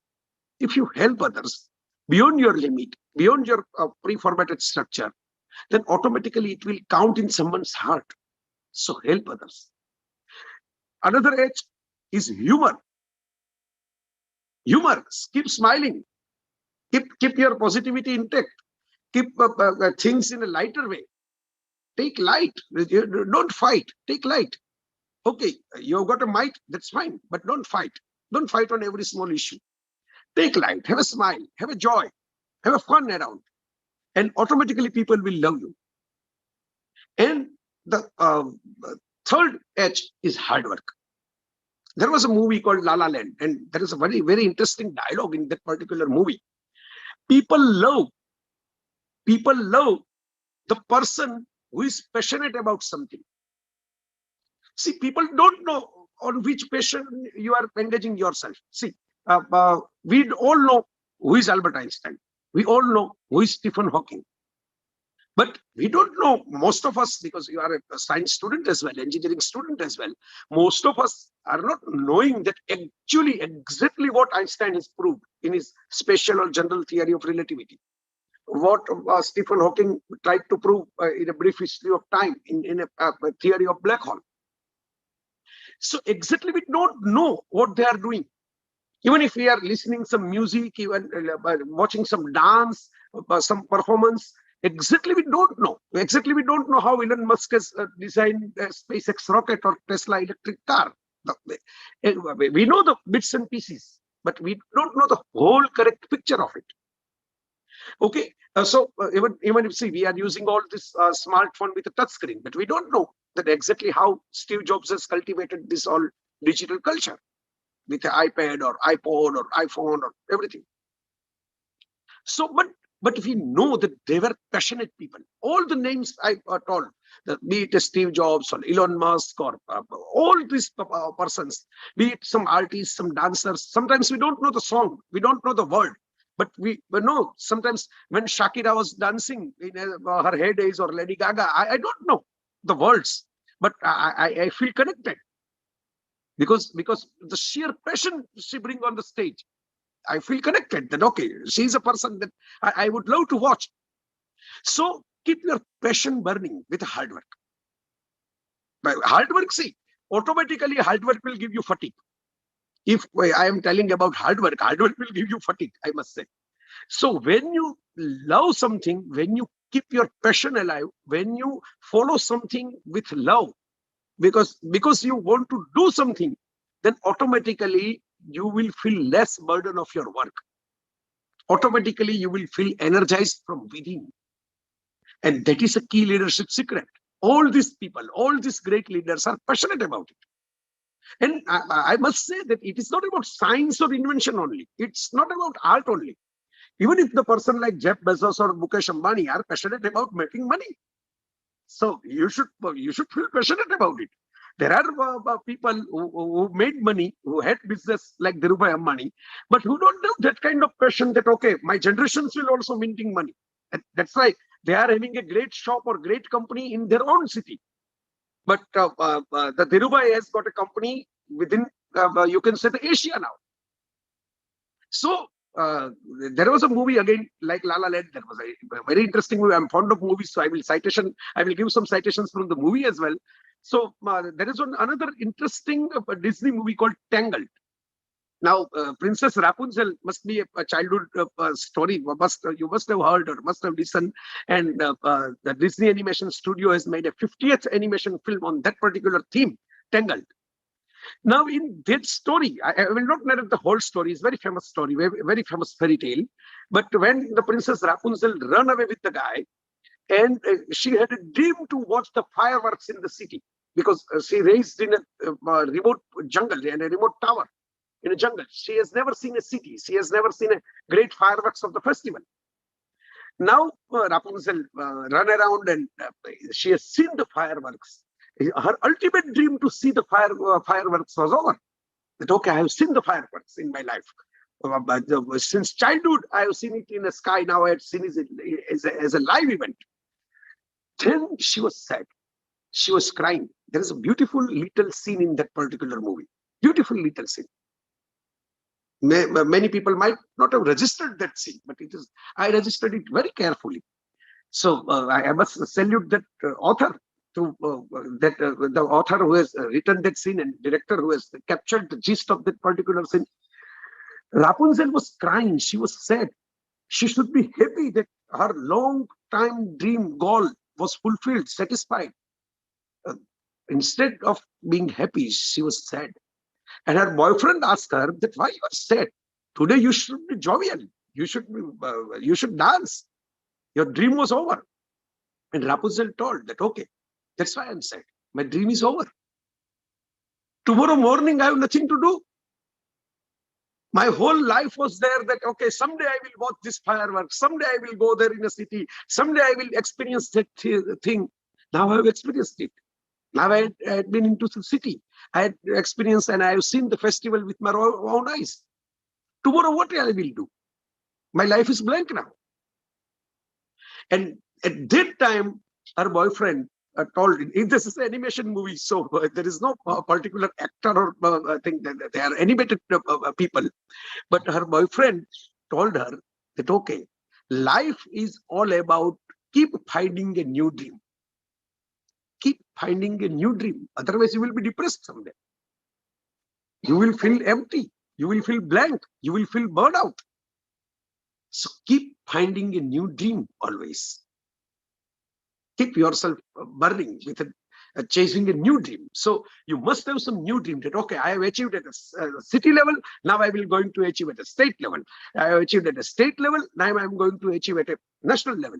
I have achieved at a national level. Now I am going to achieve at an international level. And now if I have achieved at an international level, then what? Another movie will give the answer of that. There is one nice movie called Aquaman. Now, these all are popular movies and people tend to think that these are not a movie with thinking abilities. They are just a fun movie. They are just a movie for the teenagers. They are a movie for the, you can say, give you a joyride, but not a thought perspective. But in the James Wan Aquaman movie, James Wan is an Asian director who has directed a DC comics fairy tale. And in Aquaman, there is one scene that a mother was defining a hero to her son. That who is a hero? Hero is a word we generally use for the leaders, for the professionally successful people, that they are the heroes, the motivators, the inspirers. So the mother told the child that, okay, king will rule the kingdom, king will rule the people, king will rule or define his or her territory. That is a definition of king, not a hero. Hero will rule the hearts. Hero will do something for the mankind, not for own people, not for own kind. If you are doing something for your own kind, means your own family or your own company or your you can say your caste or state or nation, okay, that's fine. You are a great leader, but not a hero. You are not Abraham Lincoln. Because a hero, a real hero, should do something for the mankind, irrespective of the my or us or they, my or Mamkaha and Pandava. If I were to use the Mahabharat citation, there is a nice citation in Mahabharat.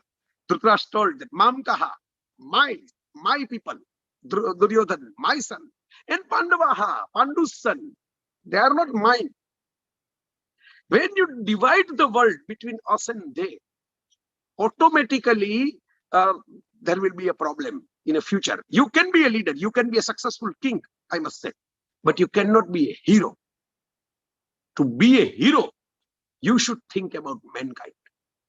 Your vision should be large enough to think about mankind. See, always a large picture will be made of small pixels. Remember that. Large picture will always be made of small pixels.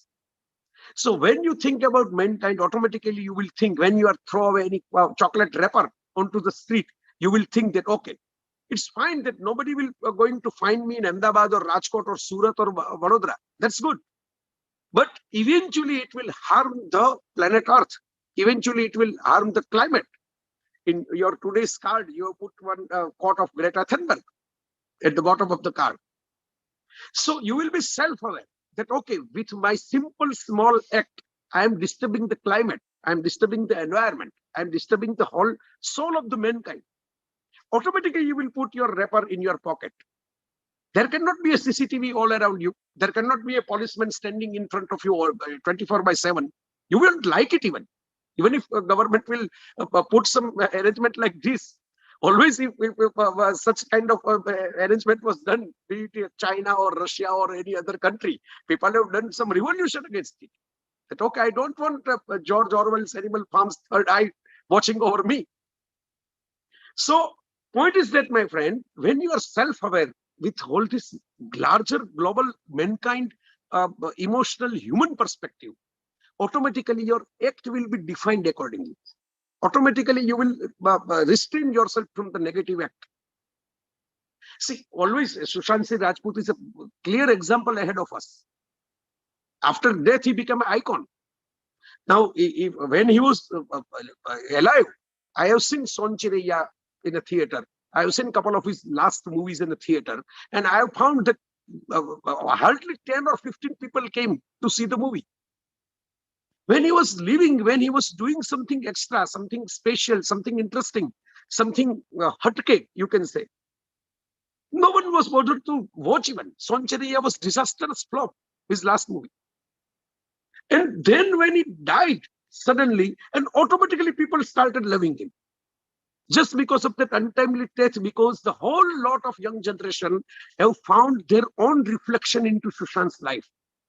That you have got money, you have got fame, you have got love, and even though you will find emptiness, you have got intellect, you have got brain, and even though you will feel dejected or rejected, even though you are surrender yourself to some drugs, something that will keep your fire burning, and all this kick, that outside kick that we are seeking, be it a gutka, be it a drug or weed or anything, this is an outside kick. When you are lack something from within, you need outside kick.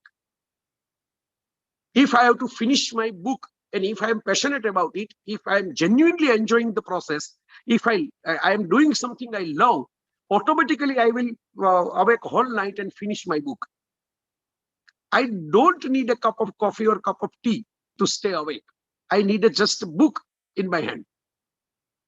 So all this kick mechanism that nowadays is it's haunting all the young people. The kick mechanism, I must say.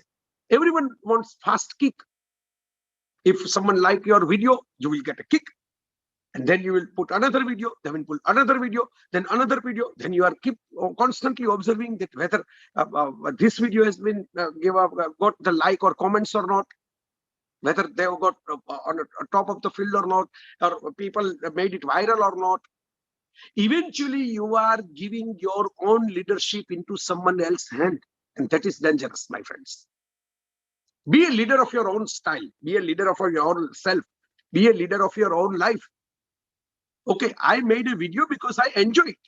I made a video because I have got ability to do it. But I don't need your approval 24/7. You are not my boss who will give approval of my life.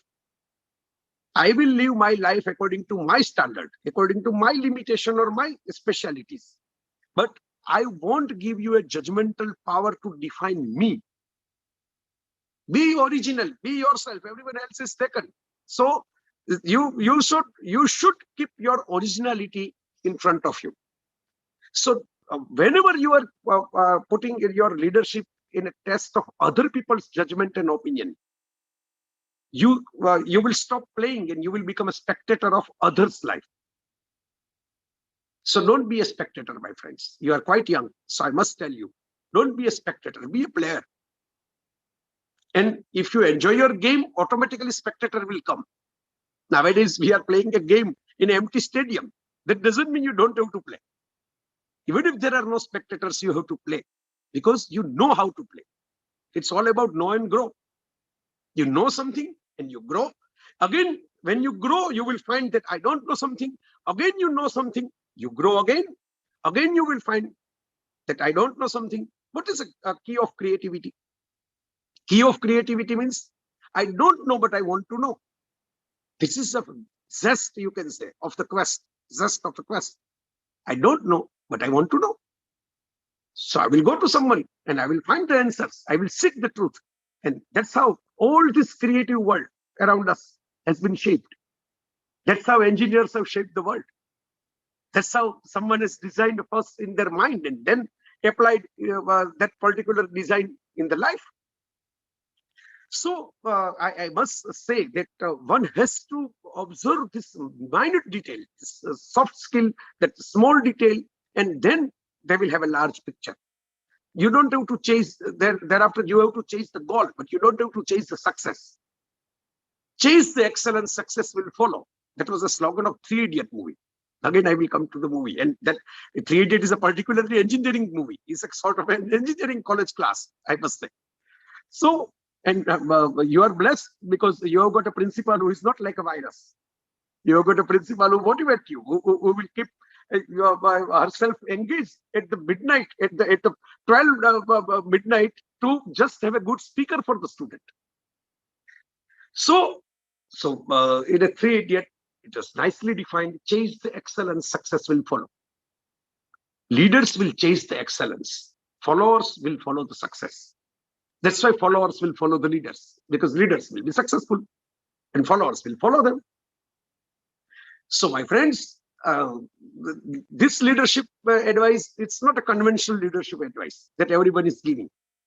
But I have observed many professional lives and I have seen some common factor into it. I always telling the JCB formula. The common factor of all leaders in all walks of life, be it a politics, be it a business, be it a sports, all walks of life, there is a JCB formula. JCB. Now, we all know about hard work and we all know about passion, and I already discussed all this stuff. Okay, but this JCB formula means first, J for joy. J for joy. Okay, if you don't enjoy the process, then eventually, even after the success, even after leading the things, from within, you don't have anything. So J for joy. Everyone is enjoying their process. Everyone is enjoying their field. That's why they are leaders in their field. C for clarity. They all have 24 hours like us. But they are leaders because they have got clear decisions. Quick and clear decisions. Why CEO is paid higher? CEO don't have to work in a conventional way. They just have to sit into the chamber and observe some graphs and some statistics. But they are paid handsomely. You've got many Indian CEO nowadays in the multinational companies. Why they are hiring Parag Agrawal? Why they are hiring Sundar Pichai? Why they are hiring Satya Nadella? Why? What they are doing? Anyone can do their stuff. Why they are particularly they are hiring XYZ person and they are giving you huge perks in a business in professional terms? Why? Because they are decision makers. With a clarity of mind, they will take quick and good decision. I must say, not only quick, but good. Quick decision anyone will make, but quick and good decision is hard to make. It's hard to achieve a thing. So, quick and good decision. So, clarity. J for joy, C for clarity, and B for bravery. Boldness.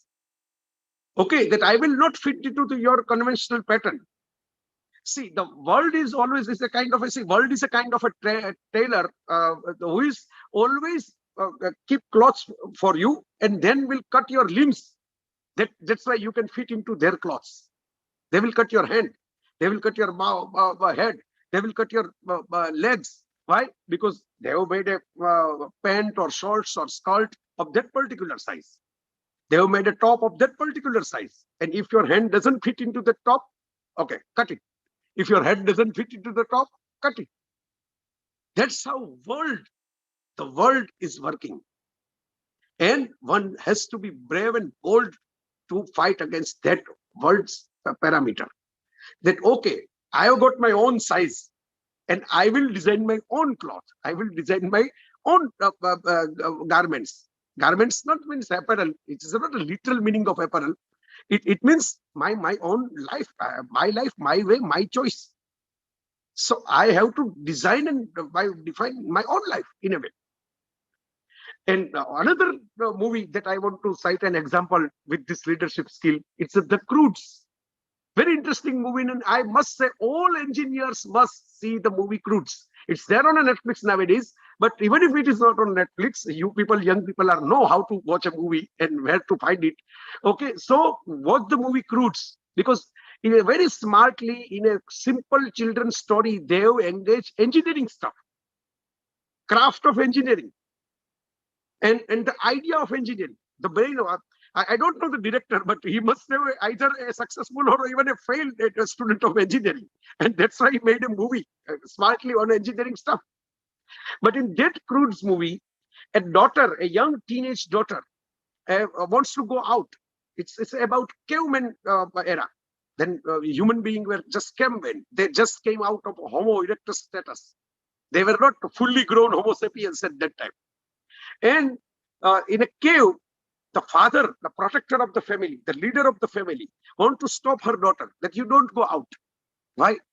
Because outside is dark. Dark is unknown, and unknown is dangerous. That's a typical psychology of the society. Outside is dark, dark is unknown, unknown is dangerous. So keep repeating yourself like we had done. Father of Wright brothers, who was, you can say, the inventor of modern flying. He was a priest in a church. So he cannot imagine how to make a glider with the engineering skill. But if Wright brothers followed their father, then automatically they won't have anything on their hand. They won't have glider on their hand. Because if they are repeating their father's life, you won't have a telephone, you won't have a glider, you won't have a flying machine, you won't have a simple audio cassette player, you won't have a CD player, you won't have a smartphone. Everything that past generation has done, younger generation came with a new chip, with a new capacity, with a new power, and changed the past. Past we've seen a black and white TV, and today we are seeing a color TV. Past we've seen a dialed telephone, wired telephone. Today we are seeing a mobile telephone, smartphone. So you cannot be defined by your past, as I already said in the beginning. So that girl replied to her father that, okay, Papa, the outside is unknown and unknown is dark and dark is dangerous. That's fine. But if I have to live all my today, same as yesterday, then there will be no tomorrow in my life. I don't want to copy my today like yesterday. It's a new day, new beginning, new sun, new freshness, new zeal, new joy. And something new will keep us walking. Sometimes when you are taking selfie, now the selfie itself will give you some leadership lesson. If you keep the mobile too far, then you are not visible. If you keep your mobile too close, then you will be blurred. So you have to find an optimum distance, I must say, where you are visible, you are not blurred, and also a background is visible, and the frame would be good. Same is with life. You have to keep balance. Always, if you go after the profession, you will lose your not only temper, but your health. You will lose your relations. You will lose your family. You will lose your friends. So optimum distance should be required. Otherwise, you will be blurred. Success will be too close to you, but the world will be blurred. If you are running too fast, you won't enjoy the journey. To enjoy the journey, to enjoy the visuals around you, you have to keep some slow movement. You cannot have a famous Kathiawadi undhia or Surti undhia in microwave oven. It has to be burned on a slow burner cooking range. Okay, sometimes life will give you a slow burning passion, not a fast burning microwave oven. It will lose the taste. It may be a warmer thing. It will keep the things warm, but not tasteful. So selfie, if you take in a, you can say the small in front of small house, it will feature 2 or 3 people.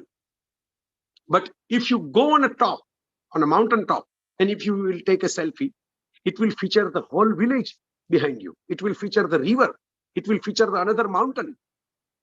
Because if you go on the top, your vision should be widened.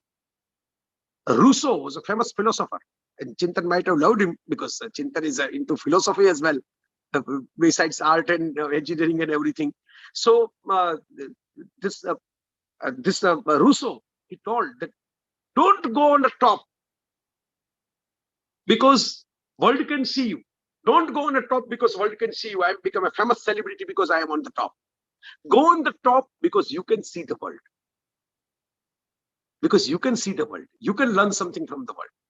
You can enjoy the world. You can have a nice journey into this great movie called world, called life. So my friends, sometimes if you take a picture from the safe middle area, you won't get a full frame covered. But when you go on the edge, you will get a nice, beautiful picture, a nice natural scenery. So sometimes in life, you have to find your own adventure. You have to write your own story. You have to find a clear example of life journey. And at the end of my talk, very recently, Elon Musk, see, he's a kind of a youth icon in a multiple way because he has got a flamboyant lifestyle. He has got relationship, kids, money. He left something. He invented something. He has got his own mark, style. You can say well-built body. Everything is there with Elon Musk at a very young age. And he has been asked in this December 21 in one podcast that gives a message for the young people. Elon Musk was laughing that, okay, I am not a great person to give any message to young people. I didn't got any message from any elders. I defined and lived my life in my own way. I kept my struggle in my own way. But then he talked about 5 simple points. And that's very interesting point. I must conclude because we have started from the leadership and we should end with the professional success. So Elon Musk is an icon for both the things, professional success and the leadership, and invention as well, and the young mind as well. And all the stuff that I have talked about, novelty and keep yourself adventurous and writing own stories, befitting example for him. Elon Musk told that, okay, 5 simple things I want to tell to current youth, current generation, young people. First, be useful. Be useful. Okay, don't consume everything. You just have to be useful for someone else. So first is be useful. Second, find a job or find a work that will give you connection with the world. So don't take a job or work that will put you in a shallow, you can say that in a shell with a shallow mechanism, with a shallow mindset, with a superficial success.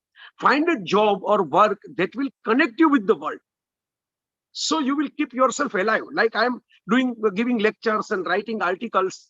In a way, I'm doing my job, but I'm also connecting with the world. And I'm always telling to the young people, the teacher's profession, because so many teachers are also listening nowadays, is a great profession because every day you can grow older. As a self, you can grow older every day. But every day you are meeting younger people. So your inner self will be forever young in a profession of teaching. So my friends, another thing is get a work that will connect you with the world. Third thing, he told, don't be a leader in a very young age. In a very young age, don't be a leader. Just be an observer. Automatically, you will become leader if you be a good observer. So be a good observer of life. Immediately, you don't want to have a leadership in your hand. First, Gautam Buddha has a Mahabhinishkramana. He sit alone, and like Marilyn Monroe has rightly quoted, that my appreciation come in public, but my talent will grow in private. So be observer first. Don't be an immediate leader. Then he told, meet different people, meet different culture, respect others' point of view, respect others' tradition and way of life. You cannot say that you are right in your own way in your life, but you cannot give your framework to others. That okay, because I am right in my own life, also you should live life in such a way. If I am wearing a T-shirt like this, I cannot say that everyone should wear a T-shirt. I can recall there is a London katha of dear Morari Bapu, and Morari Bapu was there in a katha, and some young persons came to listen to the katha, a bunch of young people, and they were came from some sports activity, so they were in their shorts. So the person standing at the door have told them that okay, this is not good attire to sit in a Gram katha. But Bapu observed that, and Bapu welcomed them. And then Bapu told, when someone is asked about that incident, Bapu told that, see, in London, I am wearing my khadis dhoti, my khadis kurta, and nobody was objecting that why you are wearing this sort of clothes, why you are not wearing a suit. It's a cloth that I am wearing all the time. It's a cloth that I am wearing all the time. I am not a suit and tie person. I am wearing my simple khadi kurta and dhoti. Now, it's a cloth that these young people are wearing all the time. So why should we are judgmental about their clothes? That if they are wearing shorts, it shouldn't be allowed into that particular. They are not giving opinion on my clothes. I won't give opinion on their clothes. We both will live happily and peacefully, and we will find some common chord, some ethos, some ethics that I am talking about. It's a common chord that joining us, not a dhoti or shorts. See what a wonderful way. That's why you have to respect and meet the different people. And you have to keep the different culture and different way of life in your mind. And the very last thing, and today's last message from my side, even Elon Musk has told, is be a reader, read books. He told that I am here. Mark Zuckerberg is here. Jeff Bezos was here because he sold many books. Bill Gates was there. Steve Jobs was there. They all are wonderful readers. They read the books. They find different perspective from the books. They live different lives in single life by reading the books. So read more. Keep your intellectual fire burning. So this is a wonderful journey with you, my friends. I really enjoyed it. After a long time, I spoke with young people. Nowadays, everyone is a bit afraid with the corona thing, but it's fine. The world will find you can say, peace treaty with the virus even.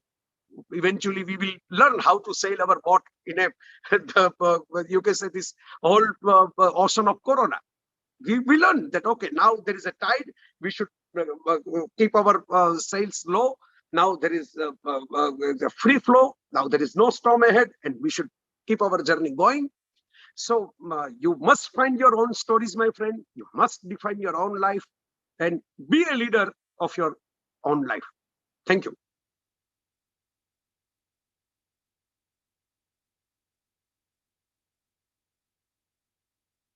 If any question, I don't know if someone has raised their hands, because I was just involved myself or engaged myself in talking to you, so I haven't observed the comments. Yes, we throw open the Q&A round. Anybody has any questions to ask or observations to make?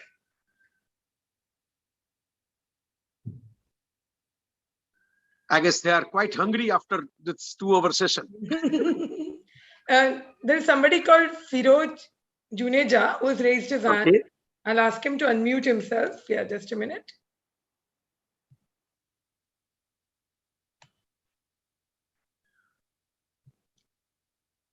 Yes, Firoj. You may unmute yourself. Yes, Firoj. Okay, thank you, sir.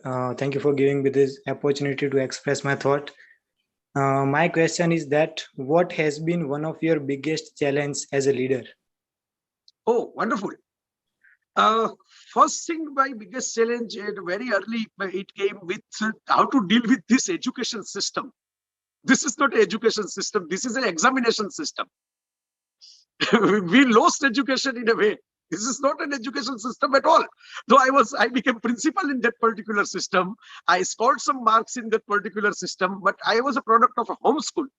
My parents gave me lessons of life at home with the books at that time, because there was no internet around in the early 70s and 80s.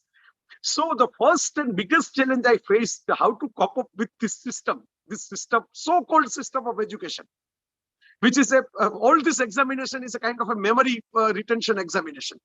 It has nothing to do with the talent. It has nothing to do with the perspective. It has nothing to do with the grooming. And then eventually I found a way. There was one professor, late Dr. J.M. Mehta, who used to teach me management. And he told me that, Mr. Vasavada, you have got much anger in your within you, but you should channelize it rather than wasting it, rather than throwing it. Don't throw your anger, channelize it. You are criticizing the system, but no one will listen to your criticism if you are a failed student. So first you become successful in same system and then criticize. Then people will listen. See, nowadays I am criticizing it and people are listening it because I found some way of success in that system. So Mehta Sahib had a role to play to channelize my energy, that I cannot become a critic only of a system. I should work with the system and then I can bring some change, some fresh air within that system. But that's the first challenge that I face.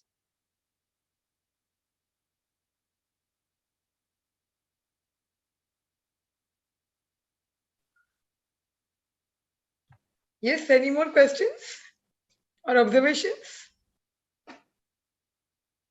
I would like to make an observation. Okay, You talked about respecting differences and respecting diversity. I believe Yes. practically, yes. And yesterday, Mr. Sam Petroda was with us. He was able to join us yesterday. He mentioned the same thing, that I must respect the other, and that's the only way that we can go forward. We cannot divide our thinking in terms of race, religion, culture. Yes. So, Right. what is the message you'd like to give to the younger generation in this regard? That's very true. See, ma'am, we as a human being love stereotypes, because stereotype will give us easy understanding. When we label something, okay, it's easy for us. When we don't label, see, someone will ask me that, what are you doing for living? Then it's a confusing question. What I am doing for living? I am watching movies, I am writing articles, I am traveling around, I am giving lectures. But see, this is a confusing thing for the people to understand. If I will give you a motivational speaker, that's a sticker, that's a label. So happily they will print on a card, motivational speaker, Jai Vasavada. Stereotypes are easy to understand. Krishna is a god. Easy to understand. It's a stereotype, but Krishna is a multicolor person. He is a person who can give a cloth to the women when she raised her voice against the crime against the women in a Kurusabha, Draupadi. She is the person who can steal the cloth of a gopi. But there is a difference of consent between the two colors of Krishna. So he's a multicolor kind of a person. Sometimes he don't fight a war against the Jarasandha and just run away from the Dwarka. And sometimes he go to Shonitpur and fight a war against the Narkasur from the Dwarka. So you cannot define him in a predictable way. That's why it's difficult to understand. That's why he's a great God, Purna Purushottam, because it's difficult to understand. You cannot frame Krishna in a one stereotype. So human beings love stereotype because they don't want to work. It's like the working your mind to understand a person or psychology or culture or thought or race or religion is, it gives you a mathematical headache. So giving them label and stereotype, it's very easy for and convenient thing for them. So that's a bad thing, my friends. I would like to give a simple example of traffic point. Now, from the 4 road, there is a crossroad. Okay, in Ahmedabad, you might have observed the same situation. If everyone is running their vehicle, then you can't run your vehicle. Eventually, there will be accident. There will be a stoppage of the traffic. So sometimes you have to stop at the red light, and sometimes you have to let other vehicle go. Their car will go ahead of you. For 90 seconds, you have to stop. Then someone will let your car to pass the road. Okay, now that's how world is, you can say, adjusting their own self to others. Okay, because sometimes you keep yourself ahead, sometimes I will keep myself ahead, and eventually we have to reach our own destination with a coexistence. Coexistence is the key. Non-judgmental attitude with a coexistence is a key. So there is one Hindi movie song, Bollywood movie song, दिखते हैं सब अलग अलग but अंदर से सब same to same. Everyone is egoistic, everyone is afraid, everyone is feeling low, everyone is respecting their parent, everyone is facing frustration. So there is we are defining a person with a religious tag, with a food, which type of food he is eating, which type of cloth he or she is wearing, which type of background he or she is coming, which type of language or accent he or she is speaking. No, these are very shallow, narrow-minded tags. These are not real tags. Which type of work or he or she is doing, which type of thoughts he or she is possessing, which type of books or company he or she is having, which type of art he or she is creating, which type of difference he or she is keeping around in their own life, which type of family member he or she is, which type of student he or she is, which type of teacher he or she is. These are the character defining traits, not which type of food, which type of clothes, which type of entertainment, which type of religion, which type of faith. No, this is a private and personal thing, not a public thing. We are making private and personal thing public and public thing private. That's the irony of 21st century. So I'm always telling that our feelings are there to flow. And unfortunately, in the name of so many narrow divided stereotypes and stickers, we keep our feelings, we let our feelings to keep hurting. Always, every morning I will find that my sentiments are hurt, my feelings are hurt, my sentiments are hurt. Why you have got such a fragile sentiment, my friend? Why you have got such a fragile feelings? Keep your feelings and sentiments a bit more powerful to accept others.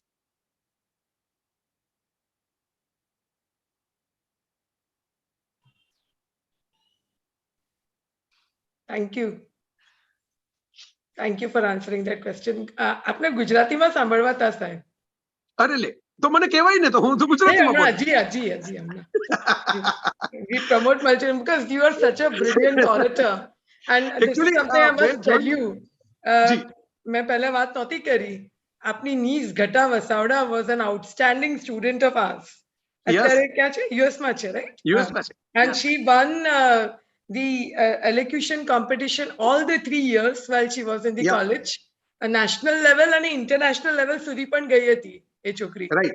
So yes. અને આ very proud of Gata. Example તમે આપ્યું, કારણ કે ઘટાના પપ્પા રક્ષિતભાઈ, મારા elder brother, તો રક્ષિતભાઈ એવું નક્કી કરેલું કે દીકરીને માર્ક્સ સરસ આવતા હતા, પણ રક્ષિતભાઈ એવું નક્કી કરેલું કે એને ક્રિએટિવ એક્ટિવિટીનો શોખ છે, તો આપણે પેલું પિયર પ્રેશર જે હોય ને એમ ચાલે, કઈ તારે તો આ ડોક્ટર બનવાનું છે, એન્જિનિયર બનવાનું છે, આટલા પૈસા કમાવાના છે, આટલા માર્ક્સ લઈ આવવાના છે. એને બદલે રક્ષિતભાઈ એમ કીધું કે તારે બસ તને મોજ પડે ને કરવાનું છે, તને આનંદ આવવો જોઈએ, પણ જે કરે સરસ કર. અમે તને એમ કહેતા જ નથી એઝ અ પેરેન્ટ કે ભાઈ તું આ કર, તું તે કર, તારે આમ જીવવું જોઈએ, તારે તેમ જીવવું જોઈએ. અમે તને એટલું જ કહીએ છીએ જે કરી સરસ કર, એવું કર કે તને મજા આવે ને બીજાને મજા આવે. તો એમાંથી ઘટાએ આખી જર્ની કરી, અને તમે બધાએ એને હેલ્પફુલ થયા એના માટે હું તમને વંદન કરું એઝ અ ફેમિલી મેમ્બર. પણ મને ખ્યાલ નહોતો નેચરલી કે ભાઈ આ કનેક્શન એક છે. અને ચિંતન અંગ્રેજીમાં બોલતો હતો એટલે મેં તરત પિકઅપ કર્યું કે ઓકે આ સેશન ઇંગ્લિશમાં ચાલી રહ્યું છે, નહીતર સેશનનું સ્ટાર્ટિંગ અને એન્ડિંગ બંને સંસ્કૃતના વિદ્વાનો પાસે છે. બિલકુલ. એટલે ખરેખર તો મારે સંસ્કૃતમાં બોલવું જોઈએ આવીને, પણ સંસ્કૃત મને થોડું ઘણું વાંચતા આવડે છે, પણ બોલતા નથી ફાવતું, એ મારી મર્યાદા છે. But equally good in English. But મને તો કે થોડું ગુજરાતીમાં બોલો. એકચ્યુઅલી ઇન્ટરપ્ટ કરું છું જયભાઈ, મારી પણ અંતરની ઈચ્છા તો એવી જ હતી કે ગુજરાતીમાં જ વાતચીત કરું, એટલે મારા સેશનની શરૂઆતમાં જ મેં પૂછ્યું કે હું કઈ ભાષામાં બોલું, પણ કદાચ ઘણા બધા વિદ્યાર્થીઓ એવા છે કે જે ગુજરાતી નહોતા જાણતા, અને અમુક લોકો કદાચ ગુજરાતી પણ જોડાયા હોય, એટલે એ લોકોના પછી અંગ્રેજીમાં કન્ટિન્યુ કર્યું એવું હતું. બાકી એટલું તો આપણે હમણાં જ આપણે તમને સાંભળવા પણ ગમે. ચેતન, હમણાં આપણે પેલી રિસ્પેક્ટિંગ અધર્સ ની વાત કરી, એટલે એટલું રિસ્પેક્ટ તો આપણે બીજા લોકોને આપવું જોઈએ ને જે ગુજરાતી ન જાણતા હોય એને. નહીં તો પાછી લીડરશિપ ની વાતોમાંથી ટિપિકલ કાઠિયાવાડી શબ્દ વાપરું તો ટણીમાં આવી જાય કે આપણને ગુજરાતી આવડે, તમારે શીખી જ લેવું પડે. આપણી ભાષાનો આગ્રહ, એટલે બહુ સાચી વાત છે. આપણી ભાષાનો આગ્રહ હોઈ શકે, દુરાગ્રહ ન હોઈ શકે, એ વસ્તુ છે. સાચી વાત છે. અને વી પ્રમોટ મલ્ટીલિંગ્યુઅલિઝમ સર.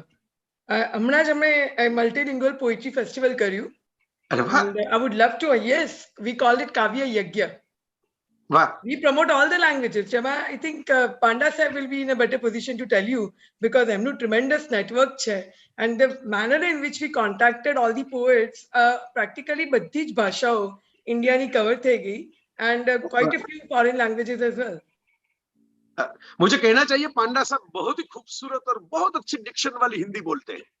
तो इतनी अच्छी हिंदी तो मैं कभी बोल ही नहीं पाऊंगा, लेकिन उनके सुनने में बड़ा मजा आया. उनको फोन पे उनकी हिंदी बड़ी शुद्ध हिंदी में बात करते हैं.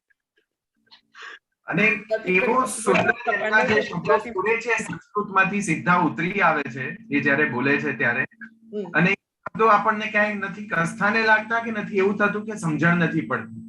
કદાચ એ શબ્દ ક્યારેય મારા ભંડોળમાં વાપર્યા નહીં હોય, પણ એ જ્યારે એને પ્રયોજે છે તો બહુ ઉચિત જગ્યાએ બહુ સરસ રીતે મૂકે છે કે ડિગ્રી સાથેનો અર્થ આપણને ખબર પડી જાય. અને જયભાઈ, બીજી એક વસ્તુ પાંડા સાહેબની એ જોરદાર છે કે તમે શરૂઆતમાં હતા નહીં એટલે હું તમને કહું કે એમને 18 વર્ષ પહેલા એમનો પહેલો દિવસ એલડી આર્ટ્સ કોલેજમાં, અને મને મારા એ વખતના એક પ્રોફેસર જે હવે અત્યારે આપણી વચ્ચે હયાત નથી, મિસિસ વર્મા, આશા વર્મા કરીને હતા, એ ઇન્ડો જાપાન સ્ટુડન્ટ એક્સચેન્જ પ્રોગ્રામમાં સિલેક્ટ થયો હોઈશ એટલે મને લઈને ગયા હતા પ્રિન્સિપલ પાસે કે આપણી કોલેજનો વિદ્યાર્થી જાપાન જવા માટે પસંદ થયો છે. ત્યારે એ પહેલો દિવસ હતો પાંડા સાહેબનો એલડી આર્ટ્સ કોલેજમાં એ જોઈન થયા હતા, અને એ પણ પ્રિન્સિપલની category.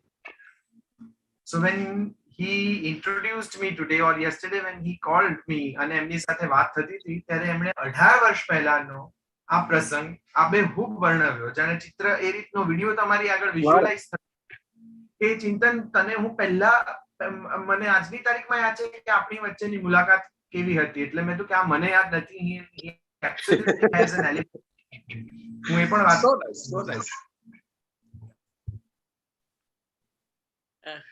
Thank you very much. ધન્યવાદ श्री जय वसावड़ा साहब. आपका वक्तव्य बहुत ही मननीय रहा और आपने विशेषतः आपने जो कहा कि यंग एज में किसी को लीडर नहीं बनना चाहिए, ये बहुत अच्छी बात है, बहुत ही मार्मिक बात. I would like to interrupt you just for a minute. There is somebody called Simran Ba Gadvi. જેને પ્રશ્ન પૂછવો છે. Yes, Simran Ba. Okay. Simran Ba, you may unmute yourself, my dear. Simran Gadvi. Yes, Simran Gadvi. Hello, good evening, everyone. Yeah, good evening. Thank you so much for allowing me. Okay, મને મારી ગુજરાતી ભાષામાં જ વાત કરવાનું ગમશે. First of all, હા, જય વસાવડાજીને મારે કહેવું છે કે મેં તમને ઘણીવાર સાંભળ્યા છે, પણ હું એટલી બધી તમારાથી અભિભૂત નથી થઈ. પણ મારે કેવું છે કે મારા જે ફિયોન્સ છે એ તમારાથી બહુ જ મીન્સ કે અભિભૂત. અમારી ફર્સ્ટ જયારે ટોક હતી ત્યારે તમારા વિશે જ અમને વાત કરી હતી, અમારો ફર્સ્ટ ટોપિક જ એ હતો. વાહ વાહ. પણ શું કામ કોઈનાથી ઇમ્પ્રેસ થવું? મેં તો આજે વાત જ કરી કે કોઈનાથી બહુ ઇમ્પ્રેસ થવું. હા, એટલે હવે મેં પહેલી વાર તમને આવી રીતે લાઈવ સાંભળ્યા છે, એટલે હવે હું છું અભિભૂત. તમે ને તમારા ફિયાન્સ બંને એકબીજાથી અભિભૂત થાવ એટલું પૂરતું છે. હવે છીએ, એ વખતે તમારાથી અભિભૂત હતા. I would love, હું તો તમને રોકીને એટલા માટે કહું છું આ કે એડમાયર કરવું, એપ્રિશિએટ કરવું, પણ કોઈને એટલા બધા ઇમ્પ્રેસમાં પણ નહીં આવી જવાનું કે આપણે એને કોપી કરવા લાગીએ. એટલે બહુ ઇમ્પ્રેશનમાં ન આવવું એ તો સારી વાત. યસ. હા, અને પાંડા સર, મારે તમને કેવું છે, તમે યાદ છે હું તમારી વિદ્યાર્થીની છું. મારો પણ વિષય સંસ્કૃત છે અને હું એલડી આર્ટ્સ માંથી જ અભ્યાસ કર્યો છે. અને આજે પાંડા સર ને જોઈને હું એટલી રાજી થઈ ગઈ છું કે મને હાલ મને ફિયોન્સે પૂછ્યું કે કઈ પ્રશ્ન નથી કે કેવું નથી, મેં કીધું એટલી રાજી છું, મારા આંખમાં પાણી છે મારા સર ને જોઈને આટલા વર્ષો પછી. અને બીજી વાત એ કે ચિંતન સર પણ અહીંયા છે. મારી સફર સંસ્કૃત થી લઈને ફ્રેન્ચ સુધીની છે. એટલે એક જ જગ્યાએ હું આ બે સાહેબને જોઉં છું અને મને ખૂબ જ રાજીપો થાય રહ્યો છે. પ્રશ્ન નથી પણ હું હાલ એટલી રાજી છું. So see, this is the greatest award a teaching profession will give you. No other profession can have this emotional reward, I must say. Yes, Panda ji. जय साहब, आपको विशेष धन्यवाद मैं इसलिए देना चाहूंगा कि 1.5 साल से जैसे कि हम ऑनलाइन पढ़ा रहे हैं, और कभी कभी ऐसा हम देखते हैं कि जैसे कि एक क्लास में 150 बच्चे होते हैं हमारे कंपलसरी में, लेकिन ज्वाइन होते हैं 40 बच्चे. कोई किसी का नहीं सुनता है आजकल की दुनिया में, लेकिन आपको सुनने के लिए दूर दूर से लोग आपके साथ जुड़े हुए हैं. ये वो जमाना है, जैसे कि अगर मैं आज ही पढ़ रहा था, थोड़ी सी आनंद करने के लिए मैं एक बात कहूं कि जो आज लोग बाप का भी नहीं सुनते हैं, उसका उदाहरण है अखिलेश यादव. जो माँ का नहीं सुनता है उसका उदाहरण है राहुल गांधी. जो किसी का नहीं सुनता है वो है नरेंद्र मोदी, और जिसकी कोई नहीं सुनता वो है अरविंद केजरीवाल. ऐसे ये खाली आनंद के लिए कह रहा हूं. ऐसे जमाना ऐसा आ गया है जिस समय विद्यार्थी लोग बहुत ज्यादा सुनने के लिए तैयार नहीं होते हैं, फिर भी आप लगभग 65 मिनट तक सबको बांध करके रख सकते हैं. आपको भगवान ने ये बहुत अद्भुत विभूति, कला और सामर्थ्य दिया है, और यही सामर्थ्य के कारण आप भारतीय संस्कृति, सभ्यता, विचार और दर्शन को संपूर्ण विश्व में आप प्रस्थापित कर रहे हैं. और कई जगह पर जाकर आप ये विषय जो रख रहे हैं उसमें बहुत सारे विषय आ गया. आपका प्रवचन में सुन रहा था और एक एक गीता के श्लोक मुझे याद आ रहे हैं, और बहुत सारे उपनिषद की बातें भी मुझे याद आ रही हैं. यानी उसका सबका निचोड़ आपने अपने 65 मिनट के प्रवचन में आपने रख दिया है. इसलिए मैं एलडी आर्ट्स कॉलेज की तरफ से आप दोनों का, श्री चिंतन, जिसके लिए एलडी आर्ट्स कॉलेज गर्व अनुभव कर रहा है, जिसके कारण हम सभी प्राध्यापक गण अत्यंत आनंदित और गर्वान्वित हो रहे हैं, ऐसा हमारा अत्यंत होनहार विद्यार्थी, कृति विद्यार्थी, ऐसा जो विभूति समान, ऐसा श्री चिंतन पंड्या जी, ऐसे 2 महान अंतरराष्ट्रीय विभूतियों को प्राप्त करके आज एलडी आर्ट्स कॉलेज धन्यता का अनुभव कर रहा है. और आप दोनों के लिए विशेष साधुवाद देते हुए मैं एलडी आर्ट्स कॉलेज के principal madam doctor Jenny Rathod से मैं जरूर दरख्वास्त करूंगा कि आप लास्ट में थोड़ा सा समयोचित 2 मिनट आप बात करें. Doctor Jenny Rathore. Namaste. It was scintillating to hear both of you. During this journey of 5 days, tomorrow the conclave gets over, we have heard so many leaders from different fields, different professions, speak about leadership skills. And I realized that there are so many common factors to the observations that these leaders made. Practically everybody talked about following yourself, following your own heart, following your passion, listening to your inner voice, doing what you want. Yes. And as far as giving examples of world leaders is concerned, practically everybody mentioned the name of Mahatma Gandhi. So which means that, I mean, even when we're talking about world leadership, the name of Mahatma Gandhi crops up even now. So I think one lesson or that we derive from this entire conclave, that I mean, there's so much that we can learn from people around us, from world leaders, from young people like Chintan. There's another young leader I've invited who is also a former student of mine. I'm so proud to note that at least 2 people I've invited on this conclave who are actually former students of mine. The role of teachers, I believe, is not just to teach but also to create future leaders. And I'm so proud to note that these young people, these two young people, Anurita Rathore, I believe she's still with us. She's going to be with us tomorrow for the second session. And Chintan Pandya, of course, who is with us today. I think you people are great examples of how to motivate the youth. You've set an example for the youth to follow, because within such a short span, you achieved so much. I would like to thank both of you, Chintan Pandya, Jai Vasavda, for your motivational talk today. And yes, thank you very much for joining us for this conclave. And yes, I remember that I'd spoken to Jai Vasavda in the middle of the night. In fact, I got a message from him.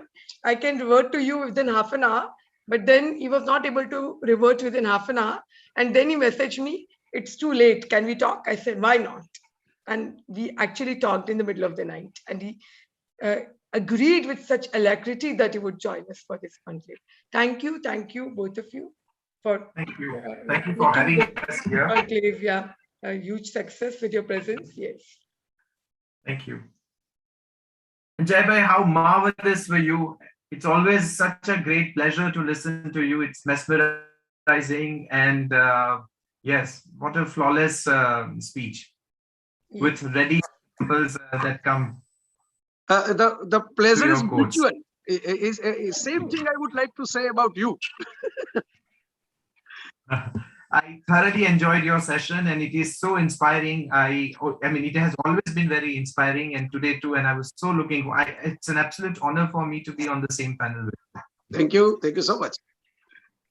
Thank you very much.